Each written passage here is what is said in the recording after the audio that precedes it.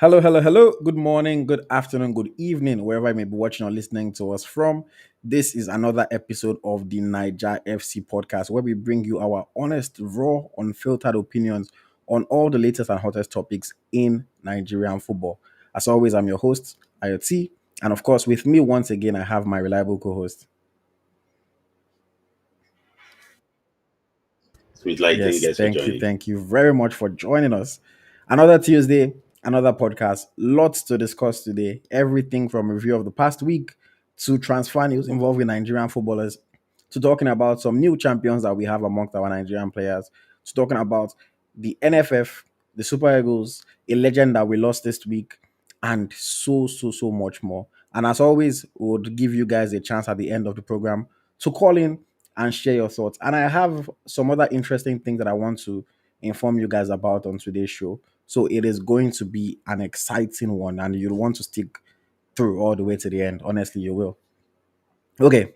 So, as always, you guys know how I like to kick off the show. I like to talk about the past week and just highlight the Nigerian players that have performed well for their clubs. Let's go. We have quite a number of players that I'm going to talk about today very quickly. Joshua Loyemi made 6 saves for Wellington Phoenix in Australia. Arthur Okonkwo made 2 saves for Wrexham in England. Adebayo Adeleye kept a clean sheet for Enosis Paralumno in Cyprus. In the defense, we have Bruno Onyemaechi, new champion, kept a clean sheet, made 2 interceptions, 3 clearances for Olympiacos. Jordan Torunariga kept a clean sheet while making 2 blocks, 5 interceptions, winning 6 goals, and making 8 clearances for against in Belgium. Onyedika Zog made 2 tackles, 4 clearances, and 5 goals, one for Perth Glory in Australia. Kevin Akpoguma, 9 clearances, 10 goals, one for Hoffenheim. Christy Ucheibe scored 1 goal and kept a clean sheet for Benfica. Chidozie Awaziem got an assist for Colorado Rapids. Lucky Okpara got an assist for Spokane Velocity, both teams in the USA. Adams Friday, 4 dribbles completed, 4 clearances, 6 tackles, and 17 goals, one for FC Botosani. Over in the midfield, we had Rafael Onyedika with 2 dribbles and 5 goals for Club Brugge in that intense 1-0 victory over Arokodare's KRC Genk. We had Frank Onyeka, 1 chance created and 4 goals, one for FC Augsburg. Another fantastic narrow 1-0 victory for Augsburg. They are doing quite well. I think they are 10th right now in the German Bundesliga, so steady eddies for them. Wilfred Ndidi created 2 chances and won 8 goals for Leicester City, but we know as things they go for Leicester City. Bentley Akabueze, 3 chances created and 8 goals, one for Salion Fasper in Turkey. Alassane Yusuf with 3 goals, one and 3 chances created for New England Revolution in the MLS. Daniel Daga was on target for Moda FK in their 7-0 Norwegian Cup victory. And then Jennifer Oninye Echegini with 1 goal and 1 assist for Paris Saint-Germain Feminine. Going over to the forwards, this is where most of the players shown in this past week. Xavier Godwin got an assist for Al in Saudi Arabia. Goodness Ajayi scored 2 goals for NK Opatia in Croatia. Francis Eze got an assist for Ankara Kekerogutu in Turkey. David Moses scored his first goal for Slavia Prague in the Czech Republic. Philippe Otele, 2 goals and 1 assist for FC Basel in Switzerland. Sadiq Awujola got an assist for Pyramids in Egypt. David Okereke got an assist for Gaziantep in Turkey. Moses Emmanuel got an assist for Sigma Olomouc in the Czech Republic. And Bamidele Yusuf scored another goal while creating 3 chances for FK Vojvodina over there in Serbia. We also had Sunday Adetunji with 2 goals for KF Balkani in Albania. Favor Akem scored 1 goal and created 1 assist for El Guna FC in Egypt. Kingsley Eduo scored a goal for ES Setif. We had Victor Osimhen also on target for Galatasaray. Bright Edomwonyi scored 1 goal and created 2 chances for DVTK in Hungary. Anam Imo scored a goal for Pitia IF. Franklin Sasseri scored 1 goal for Floriana in Malta. Yusuf Otumbanjo scored 1 goal for Punic. Tijani Mohammed scored the winner, a goal for Plymouth Argyle in England. Lucky Eze scored 2 goals and created 1 chance for Banska. Rashid Yusuf scored 1 goal for FC Hergoman. Monday Etim was on target for Hillerod. Chinonso Ofo scored another goal for Ada in Bulgaria. And Friday Etim scored 2 goals for CD Mafra in Portugal. And then quickly to wrap up, Abubakar Gali got an assist for Slovan Liberec in the Czech. Abiodun Oguni scored 1 goal for FK Auda in Latvia. Ojo Tolulokpe scored 1 goal and created 1 chance for El Guna FC in Egypt.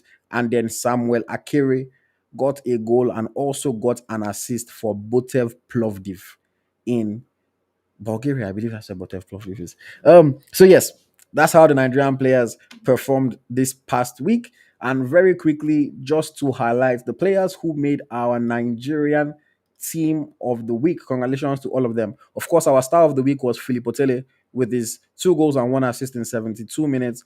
And then we had Joshua Loyami in goal, Ucheibe Tornariga Akpoguma in defense, Echegini and Onyedika in the midfield, and then in the attack, we had Goodness Ajayi, Friday Etim, Lucky Eze, Favor Akem, and Philip Otele. I remember when you posted the star of the week, so I'll be the team of the week. Some people said, this formation go fit Eric Shello, all out attack. But that's just because there were so many forwards to choose from. Somebody scored 2 goals and didn't make the team of the week. So this week was a hot week for Nigerian players. Boss Milai, I always like to ask you this question: who impressed you the most this past weekend? Yeah, for me, it's Philippe Otele, of FC Basel, in Switzerland.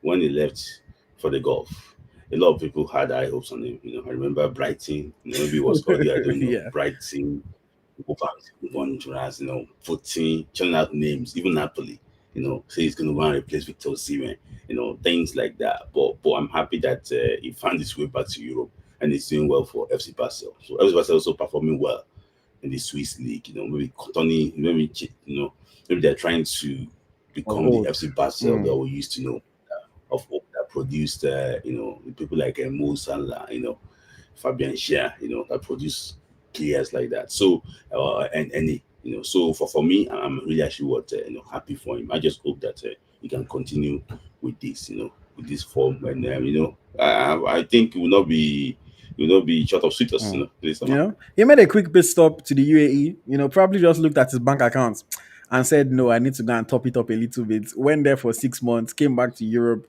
and I mean, it looks like he didn't lose anything. Maybe that's the smart thing. Don't go and do 2 3 years in Saudi or in UAE. Just go there, quick 6 months trip, enjoy some quick cash, and then come back to Europe. You still have your name. You're Mhm. still playing at the same level. And then now he's building his reputation up again. And I'm excited to see what he's doing really, because he's a player that, like you rightly mentioned, a lot of people had high potential and high hopes for him. So that move disappointed many people. And I'm happy to see him doing well in Switzerland. Yeah. Switzerland is not the most highly rated league, but maybe from here he can get some suitors in some of the tough higher leagues, and then from there can kick his career on. Who knows? Who knows? I really hope that things go well for him, but he definitely was very impressive this past weekend. Okay, let's talk about a couple players who we just have to highlight because you know it's newsworthy. The first player that I'll ask about is our star boy, Victor James Osimhen. Victor Osimhen was on target again for Galatasaray. I mean, he now has 29 goals and 6 assists in 33 games so far this season. If you guys remember, if you watch from the start of the season, he's 1 goal away from my target that I said he needs to score 30 goals in Galatasaray for us to take him seriously. He's 1 goal away. I'm happy that he's doing very well. And again, it was a nice finish, over the goalkeeper, nice chip. It's been like, at this point, what else is there to say about Victor Osimhen? For me, I'm really, he's a player that you can never doubt his ability. Victor is like he's a generational talent. You don't have Victor year in year out. So I'm happy that you set the target for him. I'm happy that he's trying to achieve a bit of target now. My own target is that I want him to be all-time African, top scorer in Qatar history. Maybe try. It's like maybe 8 goals Mm. away from beating equaling Shabanunda's record, So I just want him to be that. I'm really impressed with him. The forms are it is balling now, and clubs will be looking to get his signature. So I'm really happy for him that it's not as if he's on the treatment table and someone is already approaching, and who Mm. is going to buy him? Is he on the reputation of Napoli winning the Scudetto again? It's 3 years ago now, but I'm happy that it's actually worth balling now. And you said something about that finish again. It's like he just learned that finish. I'm joking. He's not. So he's if you look at the against Rwanda too, all those depth finishing, I've been seeing that now on a regular basis, and I like Victor that is someone that is very Mm. critical of himself. He might be. using strong head, but if he's not doing the game, he knows exactly where to go and improve. So, and that finish is one of the things that Chelsea will need. I'm not saying you sign him, but Chelsea will need that. I think you don't have that in Jackson, but No, you have and it you know the in interesting thing is Osimhen. that you're right. I've seen him improve this season at Galatasaray in terms of Mm-hmm. his movement off Yeah. the ball, getting into space, Mm-hmm. and also the truth is in his finishing. Like Osimhen wasn't the most clinical finisher in the past, but now it looks as Yeah. if you can trust him more when he gets these opportunities. You know Mm-hmm. that dink Yeah. over the goalkeeper before, that's not something that you would have necessarily expected Osimhen to do. But Yeah. That you know, decided where but he's it finished. looks like now he has more composure when he's in front of goal. You know, he's not rushing things anymore. He can calm down, wait for the keeper to make the first move, and then finish with ease. Yeah. And that is a skill on its own to Yeah. have that composure in front of goal and be able to, delay it for as long as possible without losing the opportunity. Is impressive. And I mean, the way Osimhen fights and plays, if he continues to work on his game behind the scenes and continues to pick up these new attributes here and there, the sky is the limit. And Mm-hmm. I mean, everybody, a lot of people compare Osimhen to Didier Drogba because that's his hero and the person that he really looked up to. And I remember watching Drogba too. When Drogba joined Chelsea, I think it was already 24. He wasn't really the most refined striker, but every year you could see him adding things to his game. And eventually, I don't know if you remember, all of a sudden Drogba started scoring free kick. So Yeah. now, That's why I want see, to talk now about that's the this evolution next. that Victor Osimhen needs. Because if Osimhen starts scoring from free kick, Okparini, like it has finished. There's nothing else that we're looking for. We know he has the aerial Yeah. ability. We know that he can finish on the ground. He has the pace. He has the energy. He has the physicality to his game. He has the positioning, the movement, the control. If he can start taking free kick and scoring free kick, we're talking about a complete footballer. Mm-hmm. Yeah, and and you just mentioned Drogba taking free kick. I remember then Balak, Lampard, Drogba were line up. Who born you? Like oh my day. Yes, now and Drogba will steal that free kick and shoot it quickly. If he can hand it out that way game, it's gonna be really. Yes, I don't have penalty to get a Hmm. penalty. So, so No, if you can add literally, free we'll be kicks, talking about a complete footballer, and that's why I tweeted mhm, something on my personal page today or yesterday. That's why it annoys me when people start comparing Osimhen to Liam Delap, or they start comparing him to Victor Gokeres. I'm like, this is a boy that has carried a team to a league title, has made records, in Italy, going to another club to win the league, potentially winning the cup as well, has scored many goals mhm, across top European competitions, the Champions League, the Europa League, and has been the best player in Africa. Then somebody will now mhm. call one boy that has scored 12 goals for Ipswich and say, oh, he's better than Osimhen, or he's doing better. Someone that has scoring against And Boavista, I was Cinema, like, sorry, it's incredible how African players always get disrespected is something that is so real. Like once you are playing you're a European and everybody just looks at you differently and thinks that you are so good. And that's why I'm happy that United are flopping mhm, because it's the same thing United did that they went to Atalanta to shop. Lookman, that was the best player there. You ignored him and you went to go and sign Rasmus Højlund. Now they've seen that he has not he's mhm, not delivering anything for them. So I don't know why African mhm, players keep getting disrespected like that. But I'm happy that a player like Osimhen is on the radar of people. A lot of people are talking about him. A lot of people want him. And when we get into transfer talk, we are still going to talk about Victor Osimhen. We're still going to talk about Victor Osimhen. It's I'm very yeah, excited for him, man. Like when I see Nigerian players that can be playing at this level consistently like that, I appreciate him and I think that he's a player that everybody needs to get behind. And when he's doing things right, we need to praise him. When he's doing things wrong, don't get me wrong. I'm still, you guys know me. If he does something that I disagree with, I'll talk about it. But right now, he's not doing anything wrong. He's doing things right, and I'm excited, and I'm going to lift him up. You know, I'm putting Osimhen in all the top conversations because I think he's that good a football player, especially right now. And I just want this season to end. Me in packing bags, say goodbye to Galatasaray, go to a better league, a top league, top five league in the world, and do this same thing over and over again. Then nobody will be able to talk nonsense when it comes to Victor Osimhen. But yeah, that is that on Victor Osimhen. Let's also celebrate two Nigerian players. I'll start with the female player Christy Ucheibe. Christy Ucheibe, Super Falcons midfielder, playing as a centre back for her club at the moment. She just won another Portuguese league title, making it 5 years in a row that she has won the league title in Portugal. Also has a few cup trophies to her name. At this point, it's too easy for Benfica at this point. It's like that bet, right? So congratulations to her, another title. But something that struck me that I was like, I want us to talk about this. According to the research I was able to do, Christy Ucheibe is the second most decorated Nigerian women's player behind our dear Asisat Oshoala. Of course, we know Oshoala was drinking trophies for breakfast in Barcelona. Oshoala has 20 club trophies, and Ucheibe is currently on 13 trophies with her club, Benfica. I think that is something that is worthy of note, and is incredible because at the end of the day, you play football for two reasons mostly. Number one reason is to win, and number two reason is to make money. And if a player is able to both win and make money, they are living the dream. So for me, I find it very incredible that she's doing these things.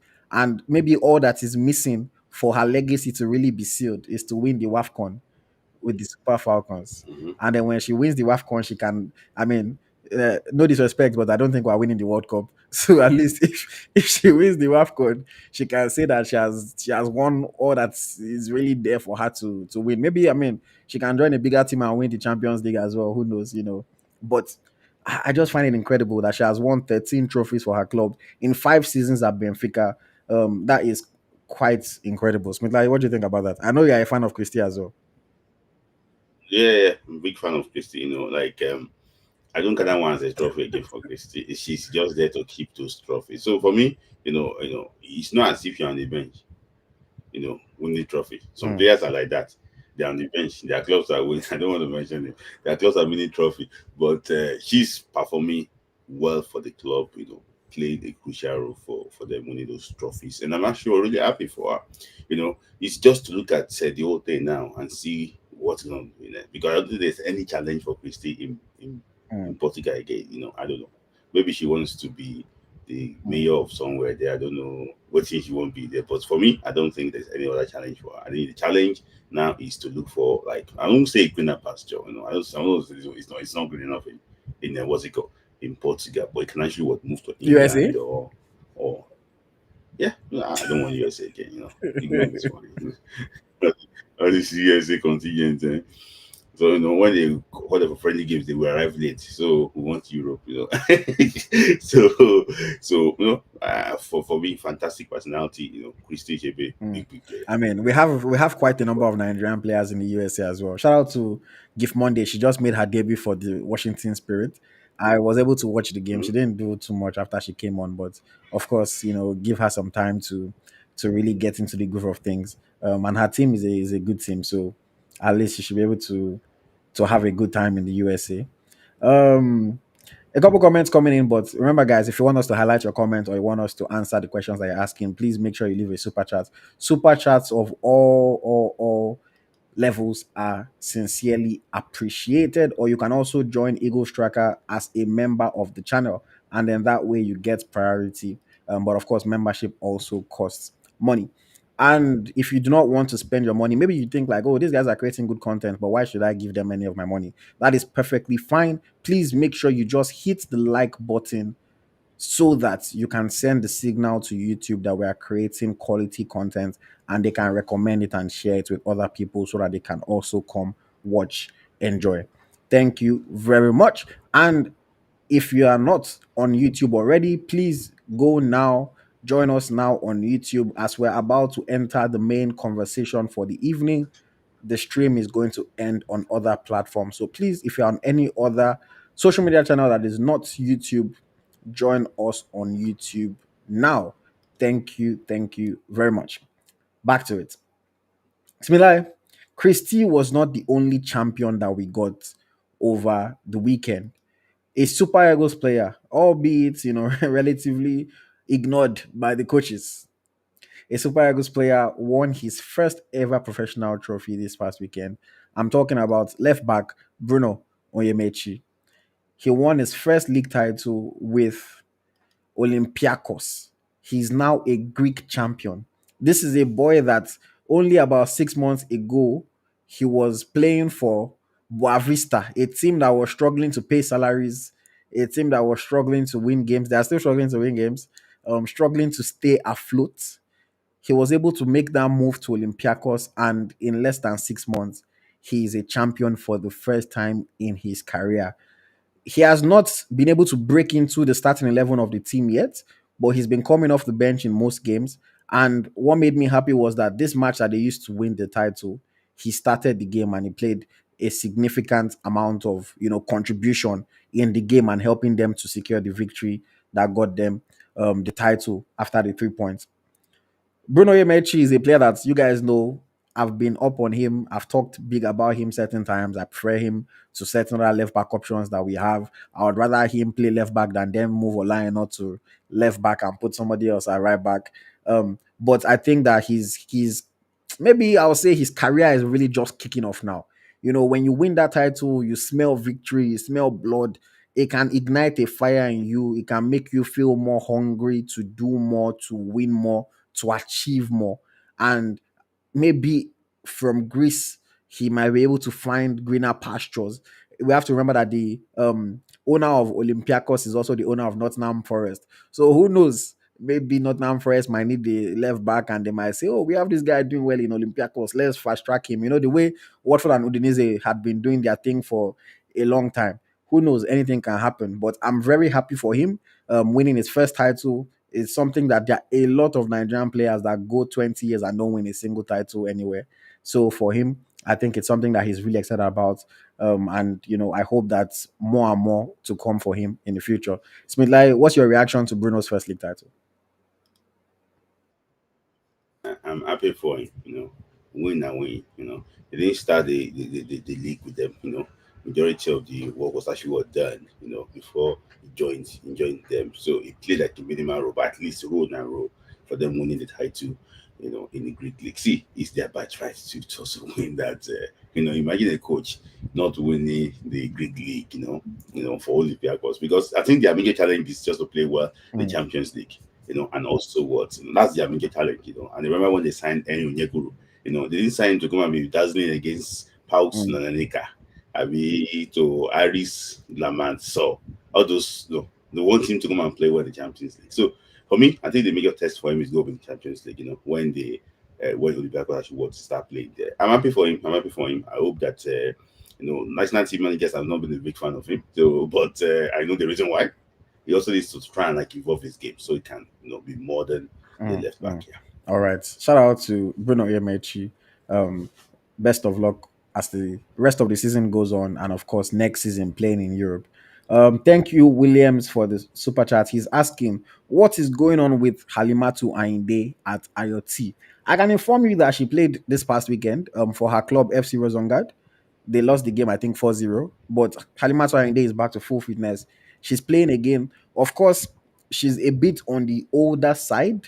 So maybe that's why, she's not getting the attention as some of the younger stars that are, coming up and are starting to make their name. But there's nothing wrong with her. She's fine. She's playing. She has been in Rosengard for a long time now. So maybe she's just very comfortable there. You know, I doubt if at this age, at this stage, with her injuries as well, that maybe I doubt if this is the time where she's going to make a big move. But I mean, it doesn't mean that she cannot still move. She can come and play in Canada. You know, I mean, Ngozi Okobi is currently playing in Canada. So a lot of possibilities here. But she's fine. From a fitness point of view, she's fine. I don't think there's anything going on per se. I also have a question here from Greg. Greg is saying, hi, AyoT and Smith. Quick question. Do you think Christy Ucheibe is ripe enough to be Super Falcons captain? Smith, like, go first on this one. No, the Super Falcons captain is not for me. I don't think there's a stability even there because one day, Alisat was the captain. It was Onyemaechi. There was a time, in the space of like few months, you see Onyemaechi being captain. When they went to the World Cup, it was the goalkeeper. um, Chiamaka Nadozie that was good, that was the captain. I think this Olympics, it was last Olympics was Ajibade Rashida, Ajibade that was the captain. So it might be even be Christy that will be captain to the next WAFCON. You never know. So for me, it's just she can captain the national team very well. She's got that leadership quality. She can ginger, our colleague very well, and she can also, she's got that quality.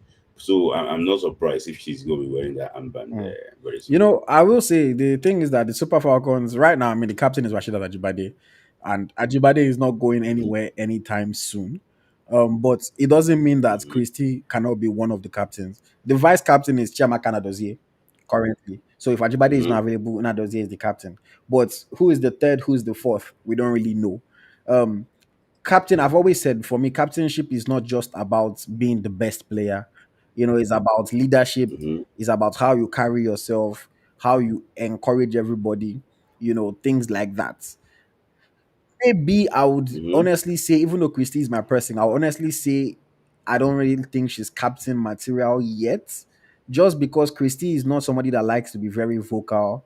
She doesn't like to really like shout or talk about things. Remember that there's also a role that the captain plays off the field when it's time to fight for money, when it's time to liaison with the NFF, all those things. The captain is the one that gets all those things together, tries to make them happen, organize players when it's time for all sorts of activities that they are doing. Christy is a very like low key, quiet person. She just wants to do her job, just be playful, and not really carry that whole responsibility on her. Based on what I've seen from her so far, it doesn't mean that she won't still become like that. I mean, she's I think 24 years old or 25 years old, so maybe in the next 2 years she might grow more into that leadership role. But I don't necessarily think she's there quite yet. And of course, with Ajibade still in the team, with Nadozie there, we're not really thinking about it right now. But yes, Christy Ucheibe, a fantastic player. Wishing her all the very best. Thank you, Larry, for the support. He says thumbs up. Thank you. I hope you are enjoying the show. I hope you are enjoying the show. Okay, let us keep the conversation going because we have a little bit to talk about today. Smilai, this is a player now that honestly we've spoken about him so much on this show in the past few weeks. A lot of people feel like maybe he doesn't even deserve the level of attention that we have been giving him. But there was a statement that was made a couple days ago. I think it was yesterday or the day before by the sporting director of Sevilla.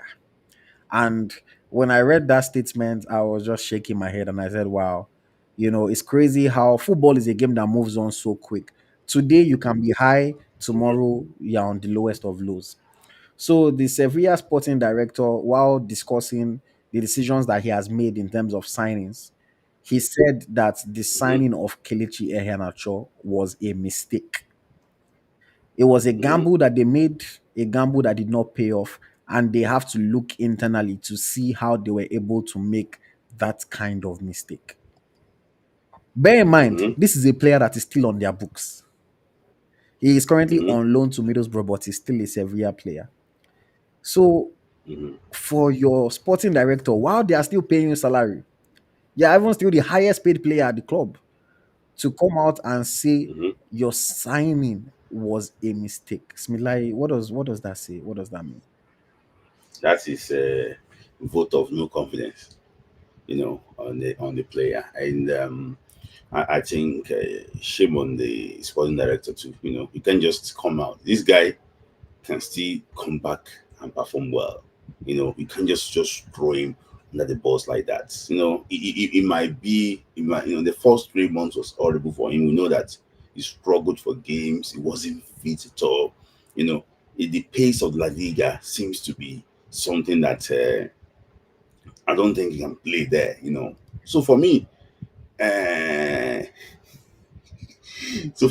I think it's just something that is really really sad. If they say that disagree on Iheanacho that is a mistake, what will you say about Anthony?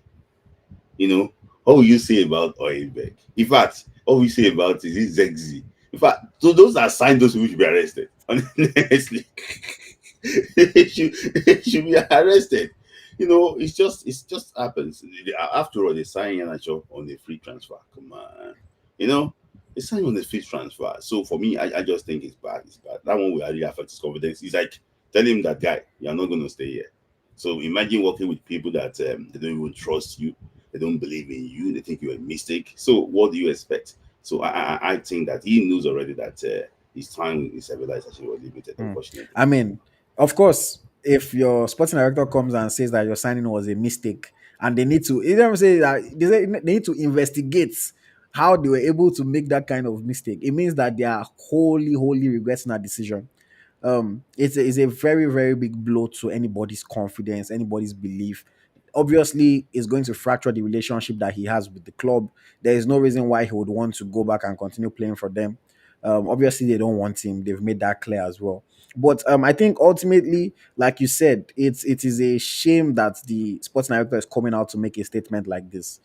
He's just trying to save face, because a lot of people, fans of the club, and the board of the club have kind of been questioning the decisions that he has made. He signed multiple strikers, none of the strikers did well.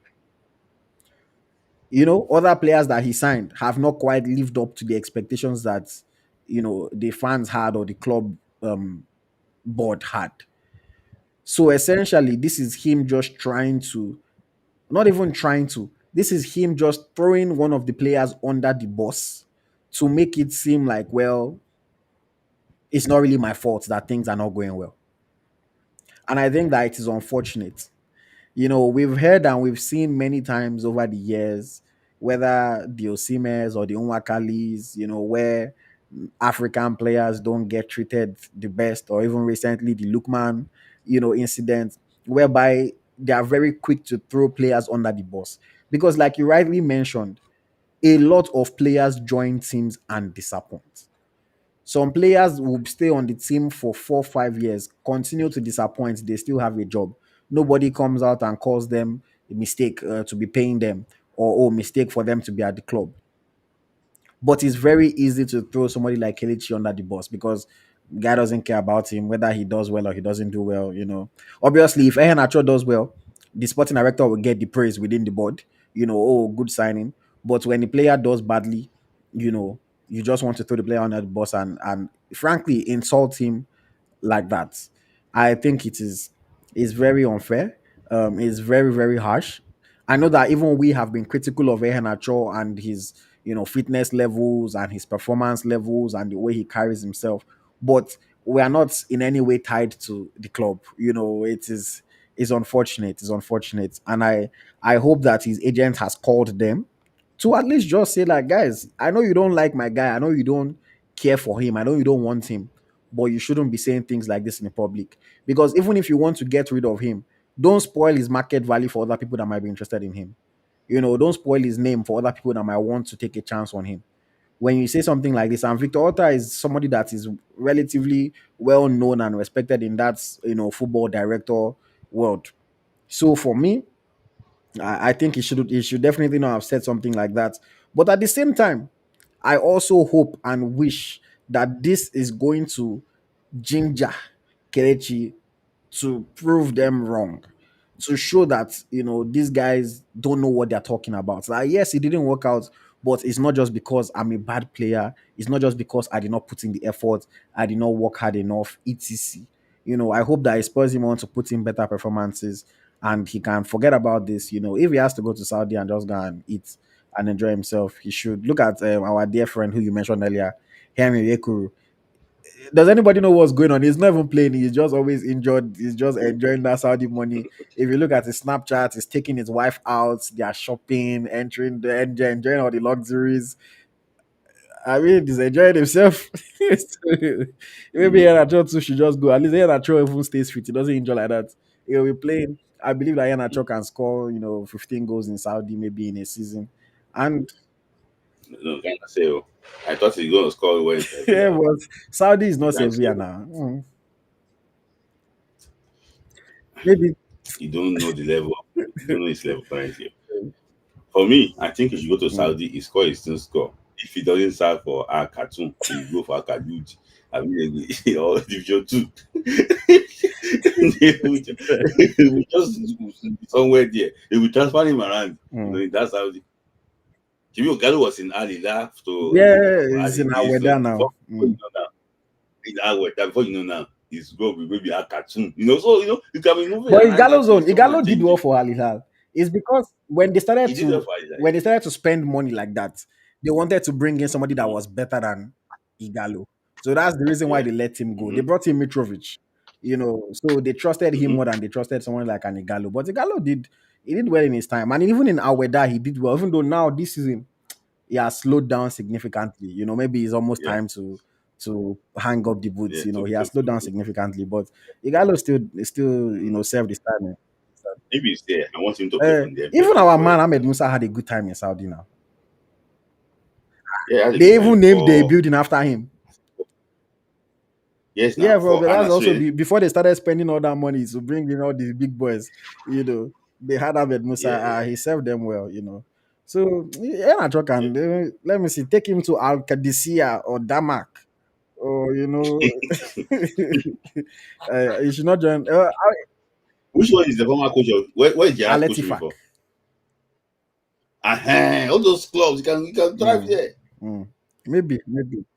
The one that thing Or you going can to go and around join. them. Like you said, Alkulud. We have Ekong there, so him and Ekong can do Nigerian partnership on the field. You know.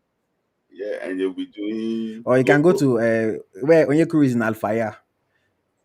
So that's where Onyekuru is. That's where Brain, Tony Wakeme. Mm-hmm. That's where he used to be before. So I know Wakeme did well when he was in Saudi as well, Sha. So Nigerian players Mm-hmm. were like 60-40. 60% do well in Saudi. Maybe the 40% don't Mm-hmm. really do too well. But everything is Mm-hmm. possible, man. And at least the bag is good, even if everything else is not going well. Yeah.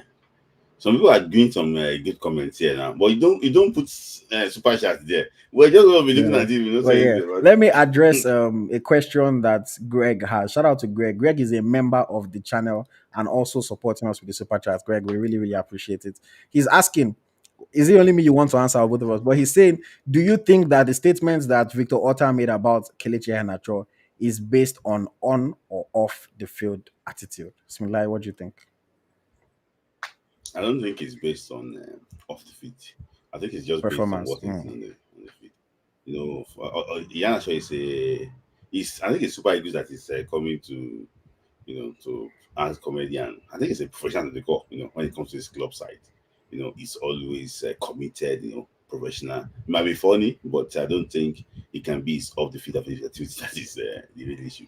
I think the problem might be probably you have mentioned this thing several times. When it comes back from precision, nah. All those what's it called? Efano worry. All those big okra. It don't, no, it's not. So that's it. For me, I think it's just No, about his I think I performance. have to agree with you. I think it's something that is just about his performance on the field, what he's giving. Mm-hmm, Obviously, when you come back and start a season not in the best shape, it means that you're going to have to take some time to get up to speed and to get to the level you're supposed to get to. And obviously, this does not help mm-hmm, because Sevilla was coming from a place of desperation where they really needed to get their club back on track because they struggled the season before. mm-hmm. So I think it's just a thing Yeah. of and again, like I mentioned when I was speaking earlier, the coach signed three strikers, not one of the three strikers Mm-hmm, banged. So he's just generally mm-hmm, upset. And they've signed Akko Adams now. And Akko Adams, unfortunately, has been getting injured every time. He'll play two matches injured. So they are also criticizing him for buying Akko because they are saying, how is it that okay, you said that Nacho is not good. You sent him to Middlesbrough. You brought his replacement. His replacement cannot play two matches without getting injured. So Sevilla in general, they're just frustrated and they just feel like he's making decisions that are not working out. And obviously, the man just wants to, just make it seem like, no, like I'm trying. Oh, is this person that is not doing enough or blah, blah, blah, things like that. He was saying that one of the strikers was brought in to be third choice. So they should not really blame him for that because third choice is not supposed to be that good anyway, things like that. So it's just looking for a way to save face because obviously nobody wants to look like they are doing a bad job. Nobody wants to look like they don't know what they are doing, especially because he came with, he was the sporting director of Leeds United before. I think he left in 2023 before he then took this Sevilla job in 2024. So he came with a relatively good reputation now. So it's as if people are now saying, "Who is this guy now? That well, this is not what we thought you were going to give to us." So he's just saying all sorts of things to save his face. But I think it all has to do with the NHL's performances on the field. Thank you very much, Isabel. Much, much, much appreciated. Thank you very much. Adidotun became a member of the channel level Flamingo. Thank you very much, Adidotun. We appreciate your support. Thank you very much. Okay, let us carry on with the conversation. Let us get into a little bit of transfer talk. A little bit of transfer talk.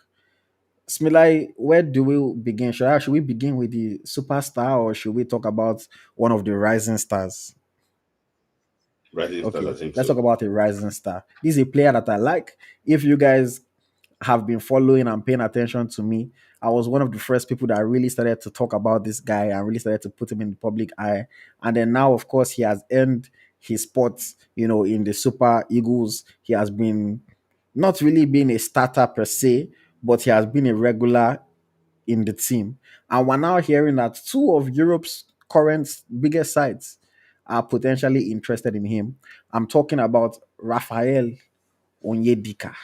We are hearing that he might be of interest to both Barcelona and Arsenal. Not Barcelona, Bayern Munich, and Yeah, Arsenal. Even though we had Barcelona links, I think in the past, when we're yeah, but yeah, right yeah. now we're Yes. hearing that he might be of interest to Bayern Munich, incoming German champions. They're going to win the league, and then Arsenal, who are second place. That's their normal spot. So it's me like looking at these two clubs, looking at the player that Rafael Onyedika is, do you think there is any chance that he actually joins them? And if you think so, which of these clubs do you think will make the most sense for him as a player?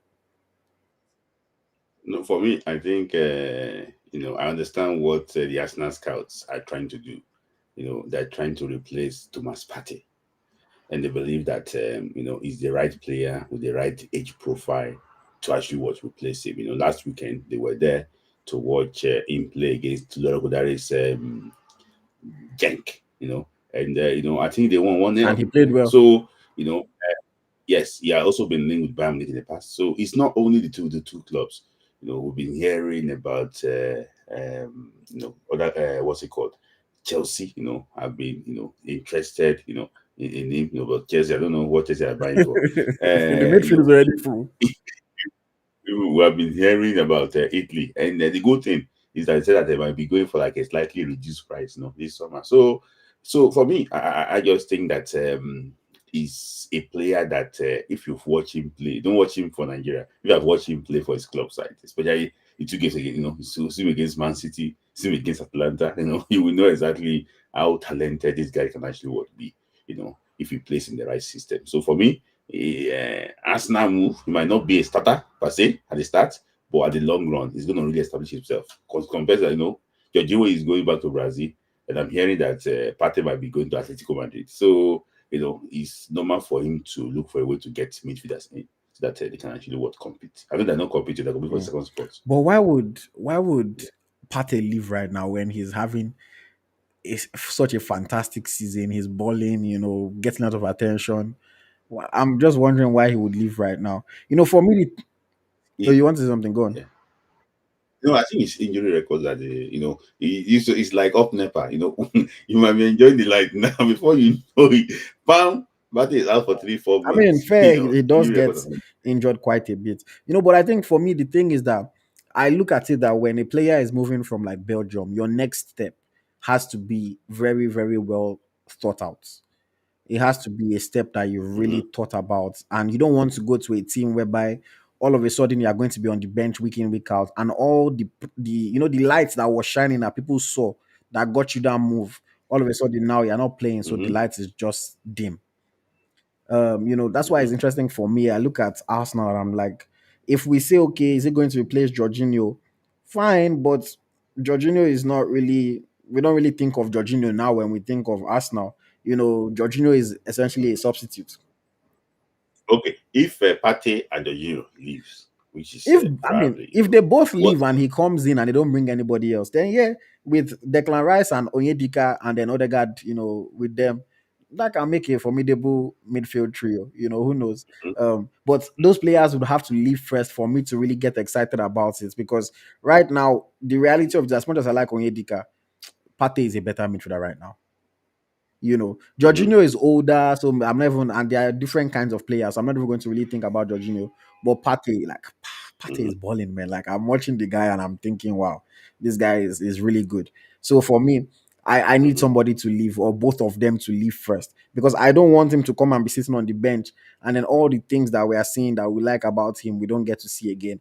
I'd rather him honestly move to an Italy or move to a France, somewhere that he can get game time, maybe play in the Europa League or play in the Champions League, for maybe not one of the top teams, but a team that is qualifying for the Champions League as well. And then that way, mhm, we can continue to see what he's doing and he can continue to shine. That's how I feel about it right now, mhm, honestly.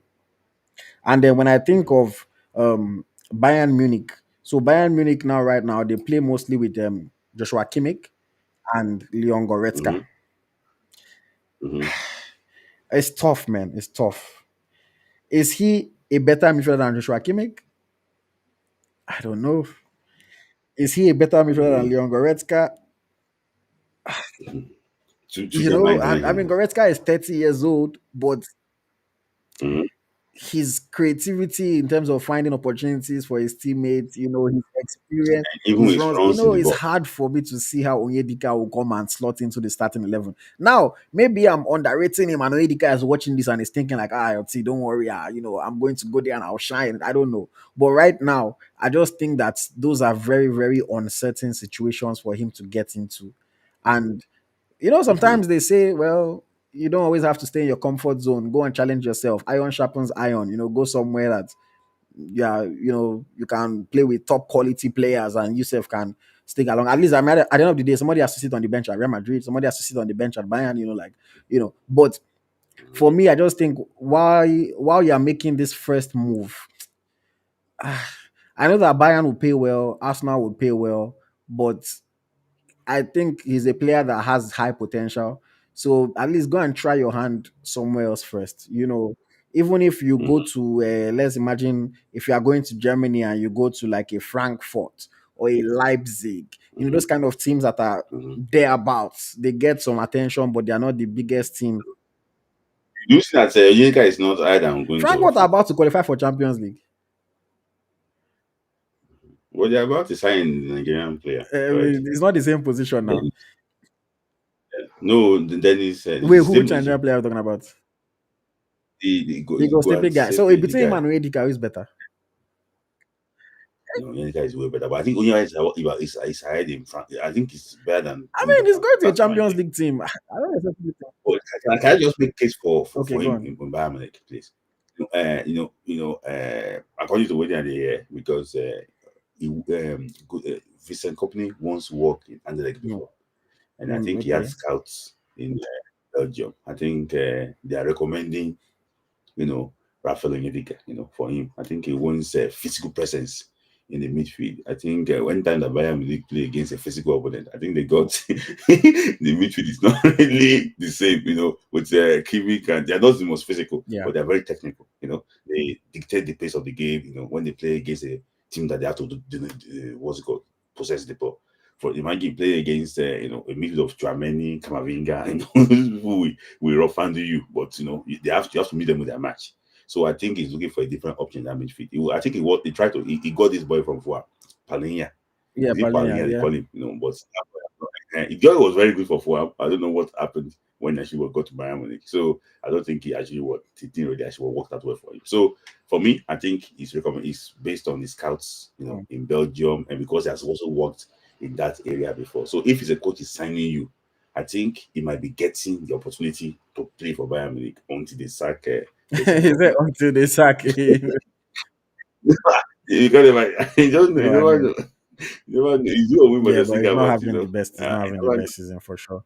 Okay, I Yeah. mean, let's see what happens. Monsieur Ogunbade, a member of the channel, he's Mhm. asking what's happening to Vince Osuji at Brew.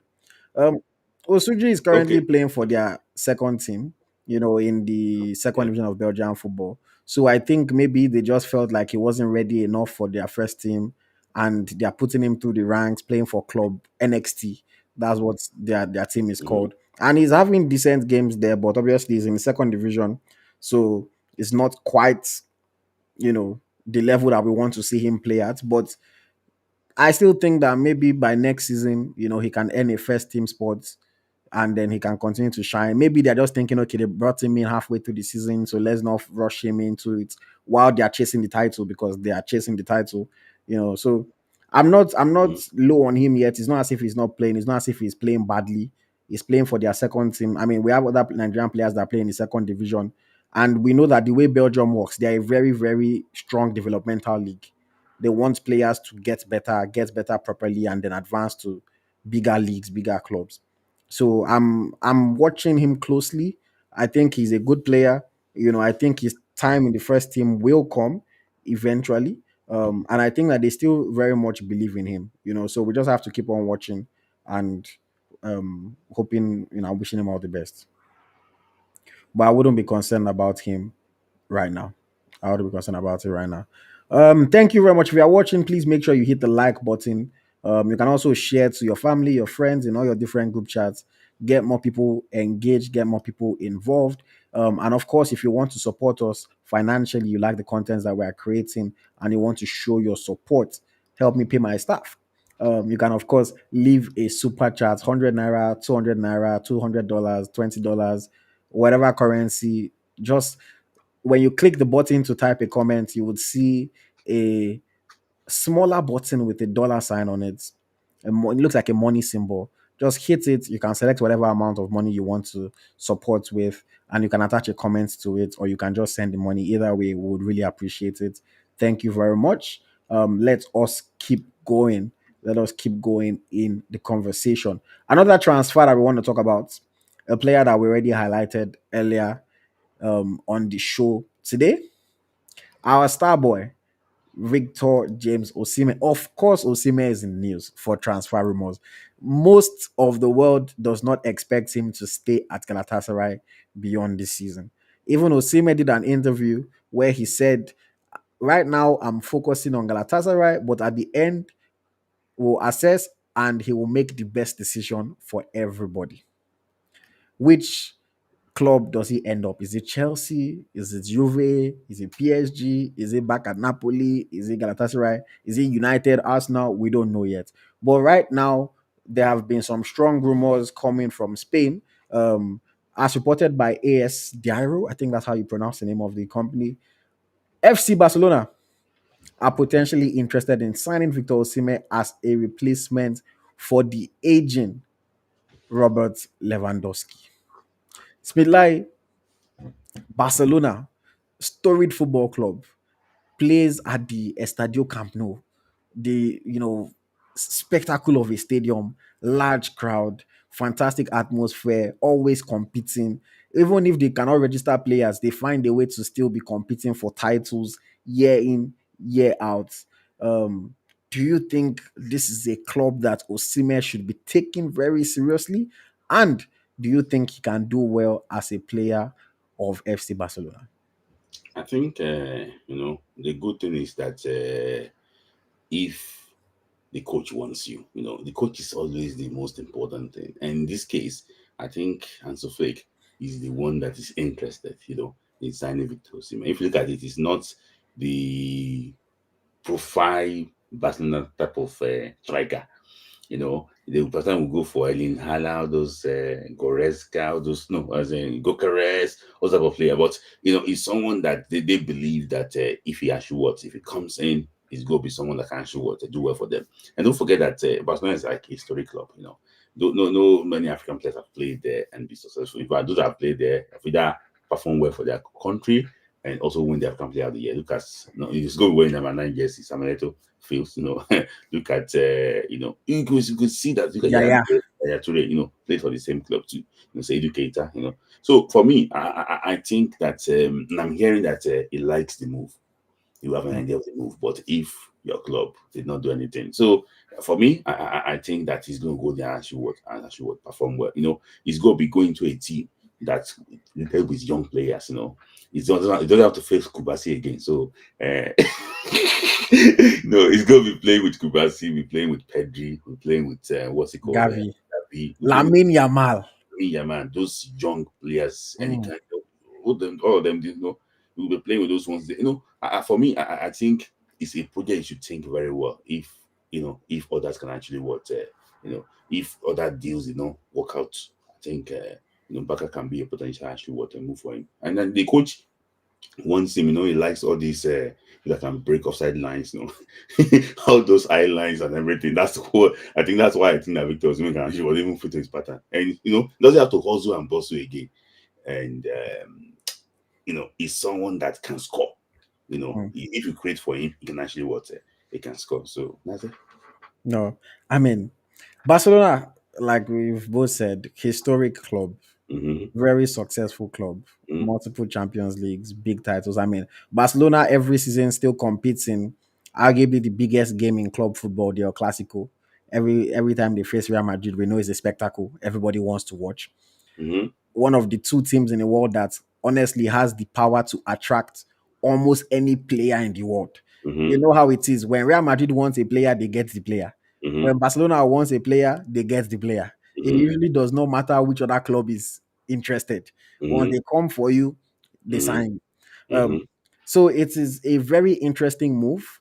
Mm-hmm. They want him to be a replacement for Lewandowski, but the way I'm looking at Lewandowski, I don't think Lewandowski himself is trying to be replaced yet. I think he's thinking if he wins the Champions League, he will go. Maybe, but I think the same way I was saying about Onyedika, I would need to see Lewandowski out the door first Mm-hmm. before Osimhen comes in. It's not Mm-hmm. that I don't think Osimhen can bench Lewandowski, don't get me wrong, Mm-hmm. but I think because Lewandowski is more tried and tested and proven, Mm-hmm. even if Osimhen is there, they will probably let Lewandowski start first. And then when Osimhen impresses off the bench, is Mm-hmm. when they will eventually now make him the first choice. Mm-hmm. And I don't So even do you think with that age, Lewandowski can play the way he played? How many? Maybe about 40 games here. He can play another season next I year. mean, who knows, man? Who knows? Like, the guy is still a very, very good striker. He's a good striker, but it's And just one of like no, but one he's of the things that I like about him is really just that positioning. It mm, doesn't have to burn so much energy. Like, this is yeah, not the Lewandowski that we saw a couple years ago scoring 5 goals in a game. He's not putting in mm, all that work. He's not jumping and doing scissors kick anymore. He's not doing anything crazy, but his positioning is always going to be good. His finishing is always going to be good, and his intelligence is always going to be good. Those are traits that he has that are allowing him to still be successful. mm-hmm. This season. I mean, this man has scored 11 goals in the Champions League this season, playing in 12 matches. Has scored 25 goals in the league. It does and not look like he's slowing down. and he's going to be 38 next year. See, if he's still playing like this at 30, 36, 37, then what are we talking about? So for me, I want to see him out the door first. Let Lewandowski go to Alcolud. Then Osimhen can, Osimhen can come and take his spot in Barcelona. But I mean, Barcelona is a big club. It's a huge club. As much Mm-hmm. as I want Osimhen to join my club, Mm-hmm. Chelsea, his dream club, I still think that when Barcelona comes for any player, it's hard for the player to ignore. My Yeah. own question now is, can they afford him? Not the one that they will sign our player now for 3 months. They cannot register him. He cannot play match like they did to No, Daniel. no, no, they will not make the Can they mistake. can they afford him? Do they They will not, have the funds? they will not make the mistake. They are good. They are selling Ansu Fati. So they're saying, How much are they going to buy Ansu Fati today? You say they are saying Ansu Fati. Ansu Fati is no more than a 20 million at best player right now. yeah, I don't think so. I don't think so. It's not more than a 20 million player at best right now. So for me, I need to see Lewandowski out the door first. Mm-hmm. I still want Osimhen to join Chelsea. I need Uh, him to come and play in the Premier League. I need him to lead the line. All the chances that Nicolas Jackson is wasting, that Sancho is not doing. Palmer go just they feed Osimhen. They will become best friends. even Palmer is And not creative or anything again. But that's a super that because Palmer is tired. If you overwork somebody, eventually life will catch up with him.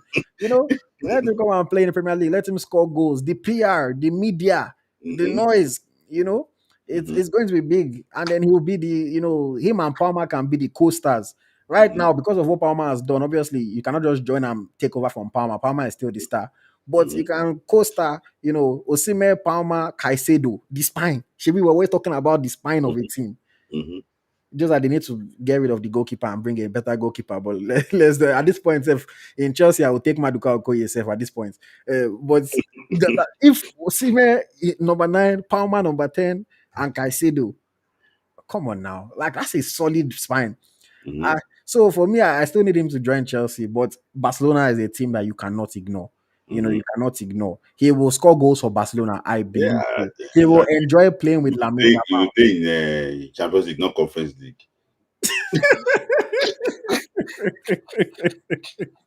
Yeah, making shots at that club. But Because the way they are doing now, it's like that. I don't want to. I mean, Chelsea right now, that Champions League is who knows? Because the way the season is going, Chelsea might finish seventh. Fulham can even still catch up. Is is incredible, man. Is that see? That's the only thing that I don't like. Because if it's by coach now, for example, Mhm. Hansi Flick is 10 times the coach that Enzo Maresca is. Not Yes. the one that Maresca will sign Osimhen now, tell him to come and play left wing because the way he's playing Cucurella in midfield, playing with James in midfield, Gusto is playing him from the left. The Mhm. man is just scattering the whole thing. So before we know it now, we say Osimhen is a center back or is a Mhm. left winger.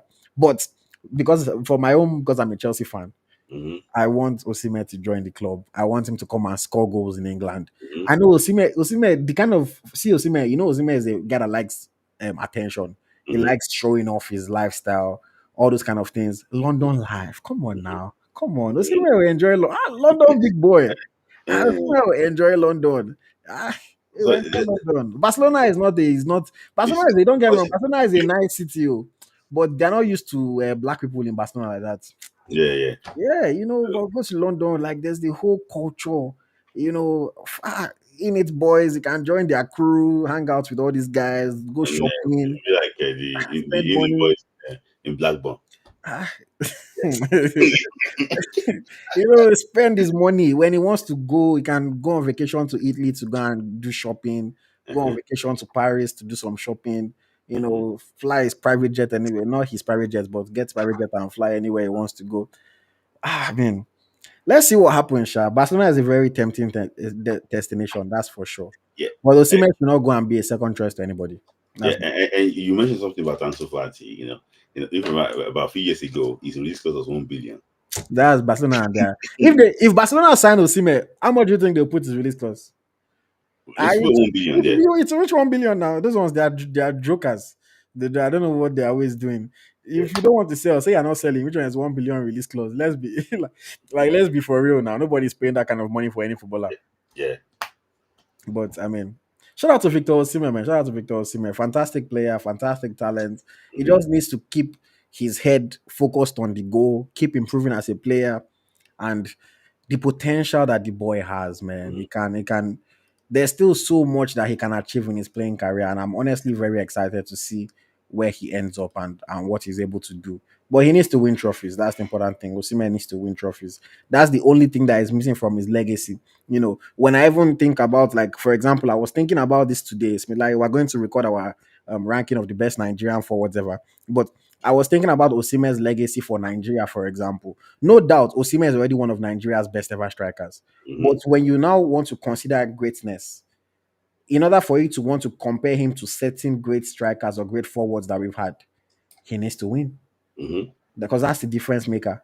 You Yeah. can bang in goals, bang in goals, bang in goals, but you need to win for people to really put you on that pedestal. Now I know he has won the African best, but he needs to win for Nigeria and he needs to win more for his club. Yeah. This Galatasaray trophy is nice, so is a feather to your cap. Mhm. But let's be honest, it's not it's not like winning La Liga I think or winning Premier League. won the league now. What do you say? Onyekuru won the league. Yeah, exactly. So it's like it's not something that people are going to when they are really comparing players. They're not going to say, "Oh, you won the Turkish Super League, so it means that it's that good." No, but if you win La Liga, you win Prem, you win Champions League.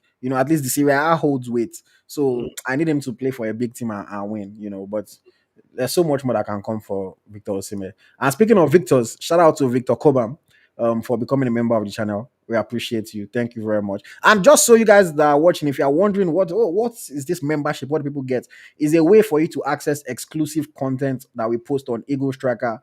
You also are able to get early release on videos that we record. So members typically might get to watch some videos a day or two before it goes public to the rest of the channel. And then of course exclusive discounts, exclusive giveaways, exclusive engagements, a chance to contribute towards the content. Tell us exactly what you want to talk about, priority replies in the comments, and so much more. So if you want to support the channel, it costs about a cup of coffee. But if you want to support the channel, please feel free to become a member. There are multiple levels that give you multiple perks the higher you go. There's Flamingo, there's Falcon, and then there's Eagle. So yes, thank you very much to Victor Cobham for becoming a member. And Real K is saying Osimhen will bench Lewandowski and he will rain goals in La Liga. I think Osimhen will bench Lewandowski eventually, sooner or later. I just don't think that they would immediately put Lewandowski on the bench. Even if Osimhen bangs in goals in training, even though he impresses in training, I don't think, because it's like when somebody has a starting shirt and a new player comes in, you don't just automatically become the starter. That player needs to lose his shirt. So if Lewandowski keeps playing well, they're not just going to bench him. It will be that maybe when he starts to slow down, when he's not performing at the level that they expect, that's when they will say, okay, you know what, Osimhen needs to take over. So I believe Osimhen will bench him eventually. But I just don't think it will be from the very, very beginning of the season, and all of a sudden Lewandowski just sitting on the bench if he's still there. Legendary Mixer says, first time I'm catching you guys live. Oh shit. Thank you very much for joining. Shout out to you, man. I hope you've liked the video. And make sure you join us every Tuesday, and Friday on Gun Football, Tuesday on Eagle Tracker, so that you can enjoy this fantastic conversation and you can contribute. But yes, we appreciate you, Legendary Mixer. Thank you very much. And if you haven't shared, share with your friends. Let people join the show and let people join the enjoyment and laugh with us as we continue to have these conversations. Okay, let us switch gears a little bit, Layi. We've been very excited, very happy, laughing throughout today, but we need to take a moment to reflect because, unfortunately for us, this past week we lost one of our Nigerian legends, one of the people that sets the standard, and did a lot of work for Nigeria both as a player and as a coach. I'm talking about Christian Chukwu. Unfortunately, Christian Chukwu passed away this past weekend, or was it over the weekend? I think it was. Yeah, So, passed away. Is a legend for Nigeria. Led the team to an AFCON title in 1980. Got the whole thing started. Of course, also had his stint as the head coach of the Super Eagles, and I mean, he has gone to be with his maker. Smilai, I'll let you take this one because I know that you have much deeper knowledge of the is for Nigeria and how is it going to be remembered. for me, for those that are privileged to watch him live, I wasn't privileged to actually was watching him live, but I'm a student of history. I read a lot about him, and I went back to verify some of my, what's it called, the informations since when he got called up to play against Ivory Coast in 1974. That was when Fatatico then was trying to build, was trying to actually to build a new national team. So, in fact, he stamped his authority in that team and he was made captain just 1 year later. And the year after, he led Nigeria to Addis Ababa to win silver bronze medal in Africa AFCON. That was the first ever medal for Nigeria during AFCON, AFCON 1976. He also played 1978 in Ghana. He also won bronze medal before he eventually broke the jinx and won, Nigeria our first gold medal, on home soil in 1980. A true servant to the country, a gentleman, to the core, someone that, a system man, man that believes in the country, is patriotic, is disciplined, and is someone that, likes to express himself too. So for me, is someone that, his name should be written in gold, in Nigerian football history.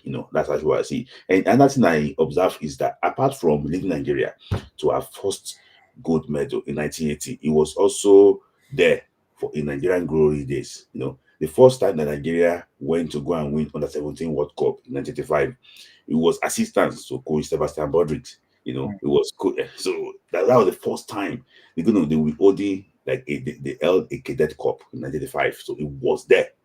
So and that during the West Arab era too, when Nigeria qualified for our first World Cup in 1994, it was also there too. So it's someone that have been, in and out, there Nigeria glory years. So, it's someone that the NFF should honor, not to come out and be debunking. Statue?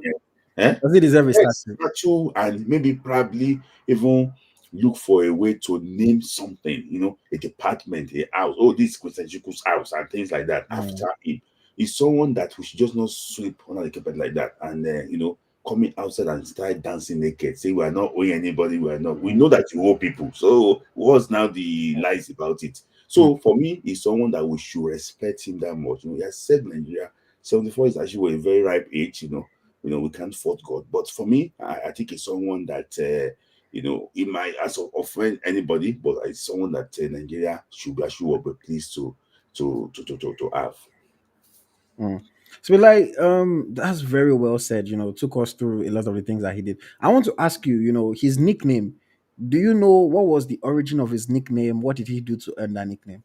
Because then there was a famous Nigerian commentator. They call him Ernest Ogongo. He's someone that he gives names to players. Depends on the way you play on the pitch. If you are sick in the head and you are a striker and this thing, if you come to the defense, chairman himself, they call him the CCC.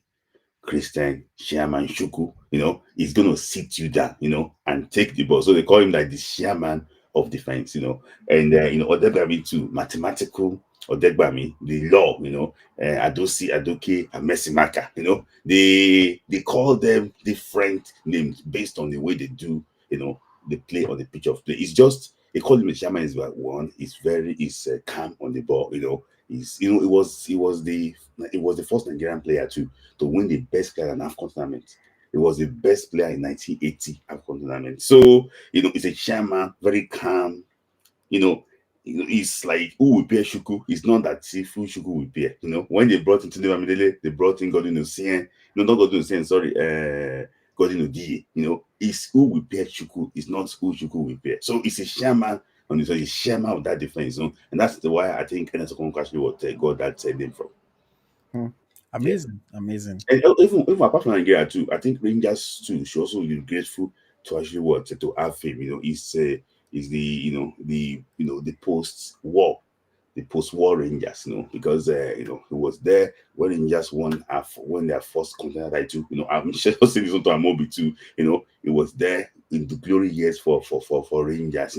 So when Rangers is playing against ICC, they call the two of them, whatever I mean, and she could to address the crowd that there should be no fight, though, because that game is like Man U playing against Manchester City, so it's always tough. So he's someone that's been part of Nigerian football history. So for me, he also won the AFCON bronze medal, in Tunisia 2004. So for Nigeria, so he has coached so many Nigerian players. So for me, I think it's someone that we should just needs to look for a way to honor him more. Mm. Yeah. We need to honor our legends. I have nothing to add, but I just think we definitely need to do better in terms of honoring our legends, in Hmm. terms of paying the respect. And last week we're talking about, or was it last week or the week before that, Yeah. how we're talking about how players have that disconnect from what it means to be a super ego Hmm. because they don't know. I can guarantee you that no Super Eagles player can talk about this man the way Smith Layi just spoke about him. Hmm. They don't have that knowledge. Hmm. Nobody is teaching them these things. They are not studying the history. They don't know, we in our now former national anthem, where they say the labor of our heroes past. Hmm. These are our heroes that labored. They played football and were successful in the times when football wasn't all the glitz and glamour that it is today, where Hmm. everybody is a multi-millionaire, Hmm. everybody is, has all this big platform to make money and to be a superstar. And they served us well and they were committed to us. And speaking of how we do not honor our players, you hinted at it while you were talking.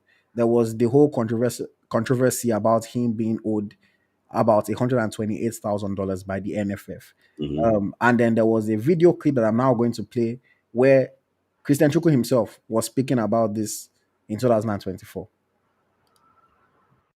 People say one of the problems is that the football federation, way back even when it was the NFL, they they're always owing coaches. You think that's a big problem?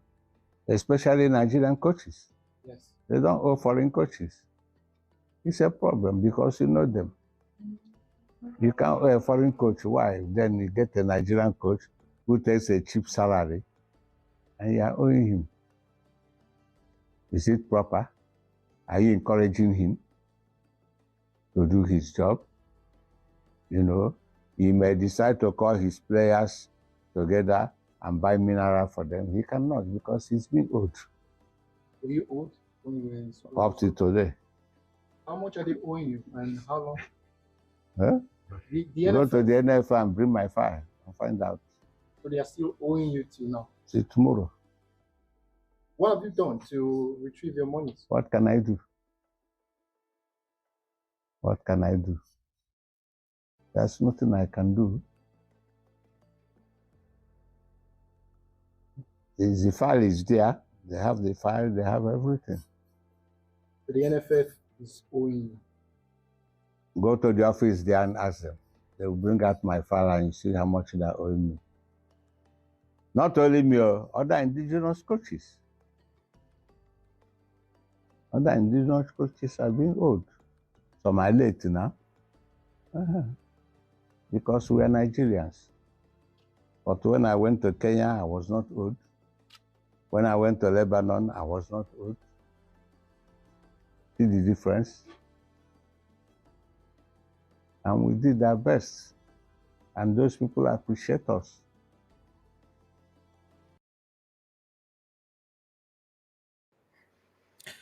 Wow. Just watching that interview, very, very sad and also very, very embarrassing. The NFF, they thrive on embarrassment. They continue to embarrass us, they continue to embarrass themselves, and they thrive on it. The man said it himself. He went to Kenya, he wasn't old. He went to Lebanon, he wasn't old. He also referenced that some other people that are even dead before him are still being old. And then now, unfortunately, he too has passed away. And like the shameless people that they are, a day after his passing, the NFF comes out with some long write-up statements talking talking about how the rumors are false, they are not owing him any money, that all the monies that were being owed were paid under Amaju Pinnick.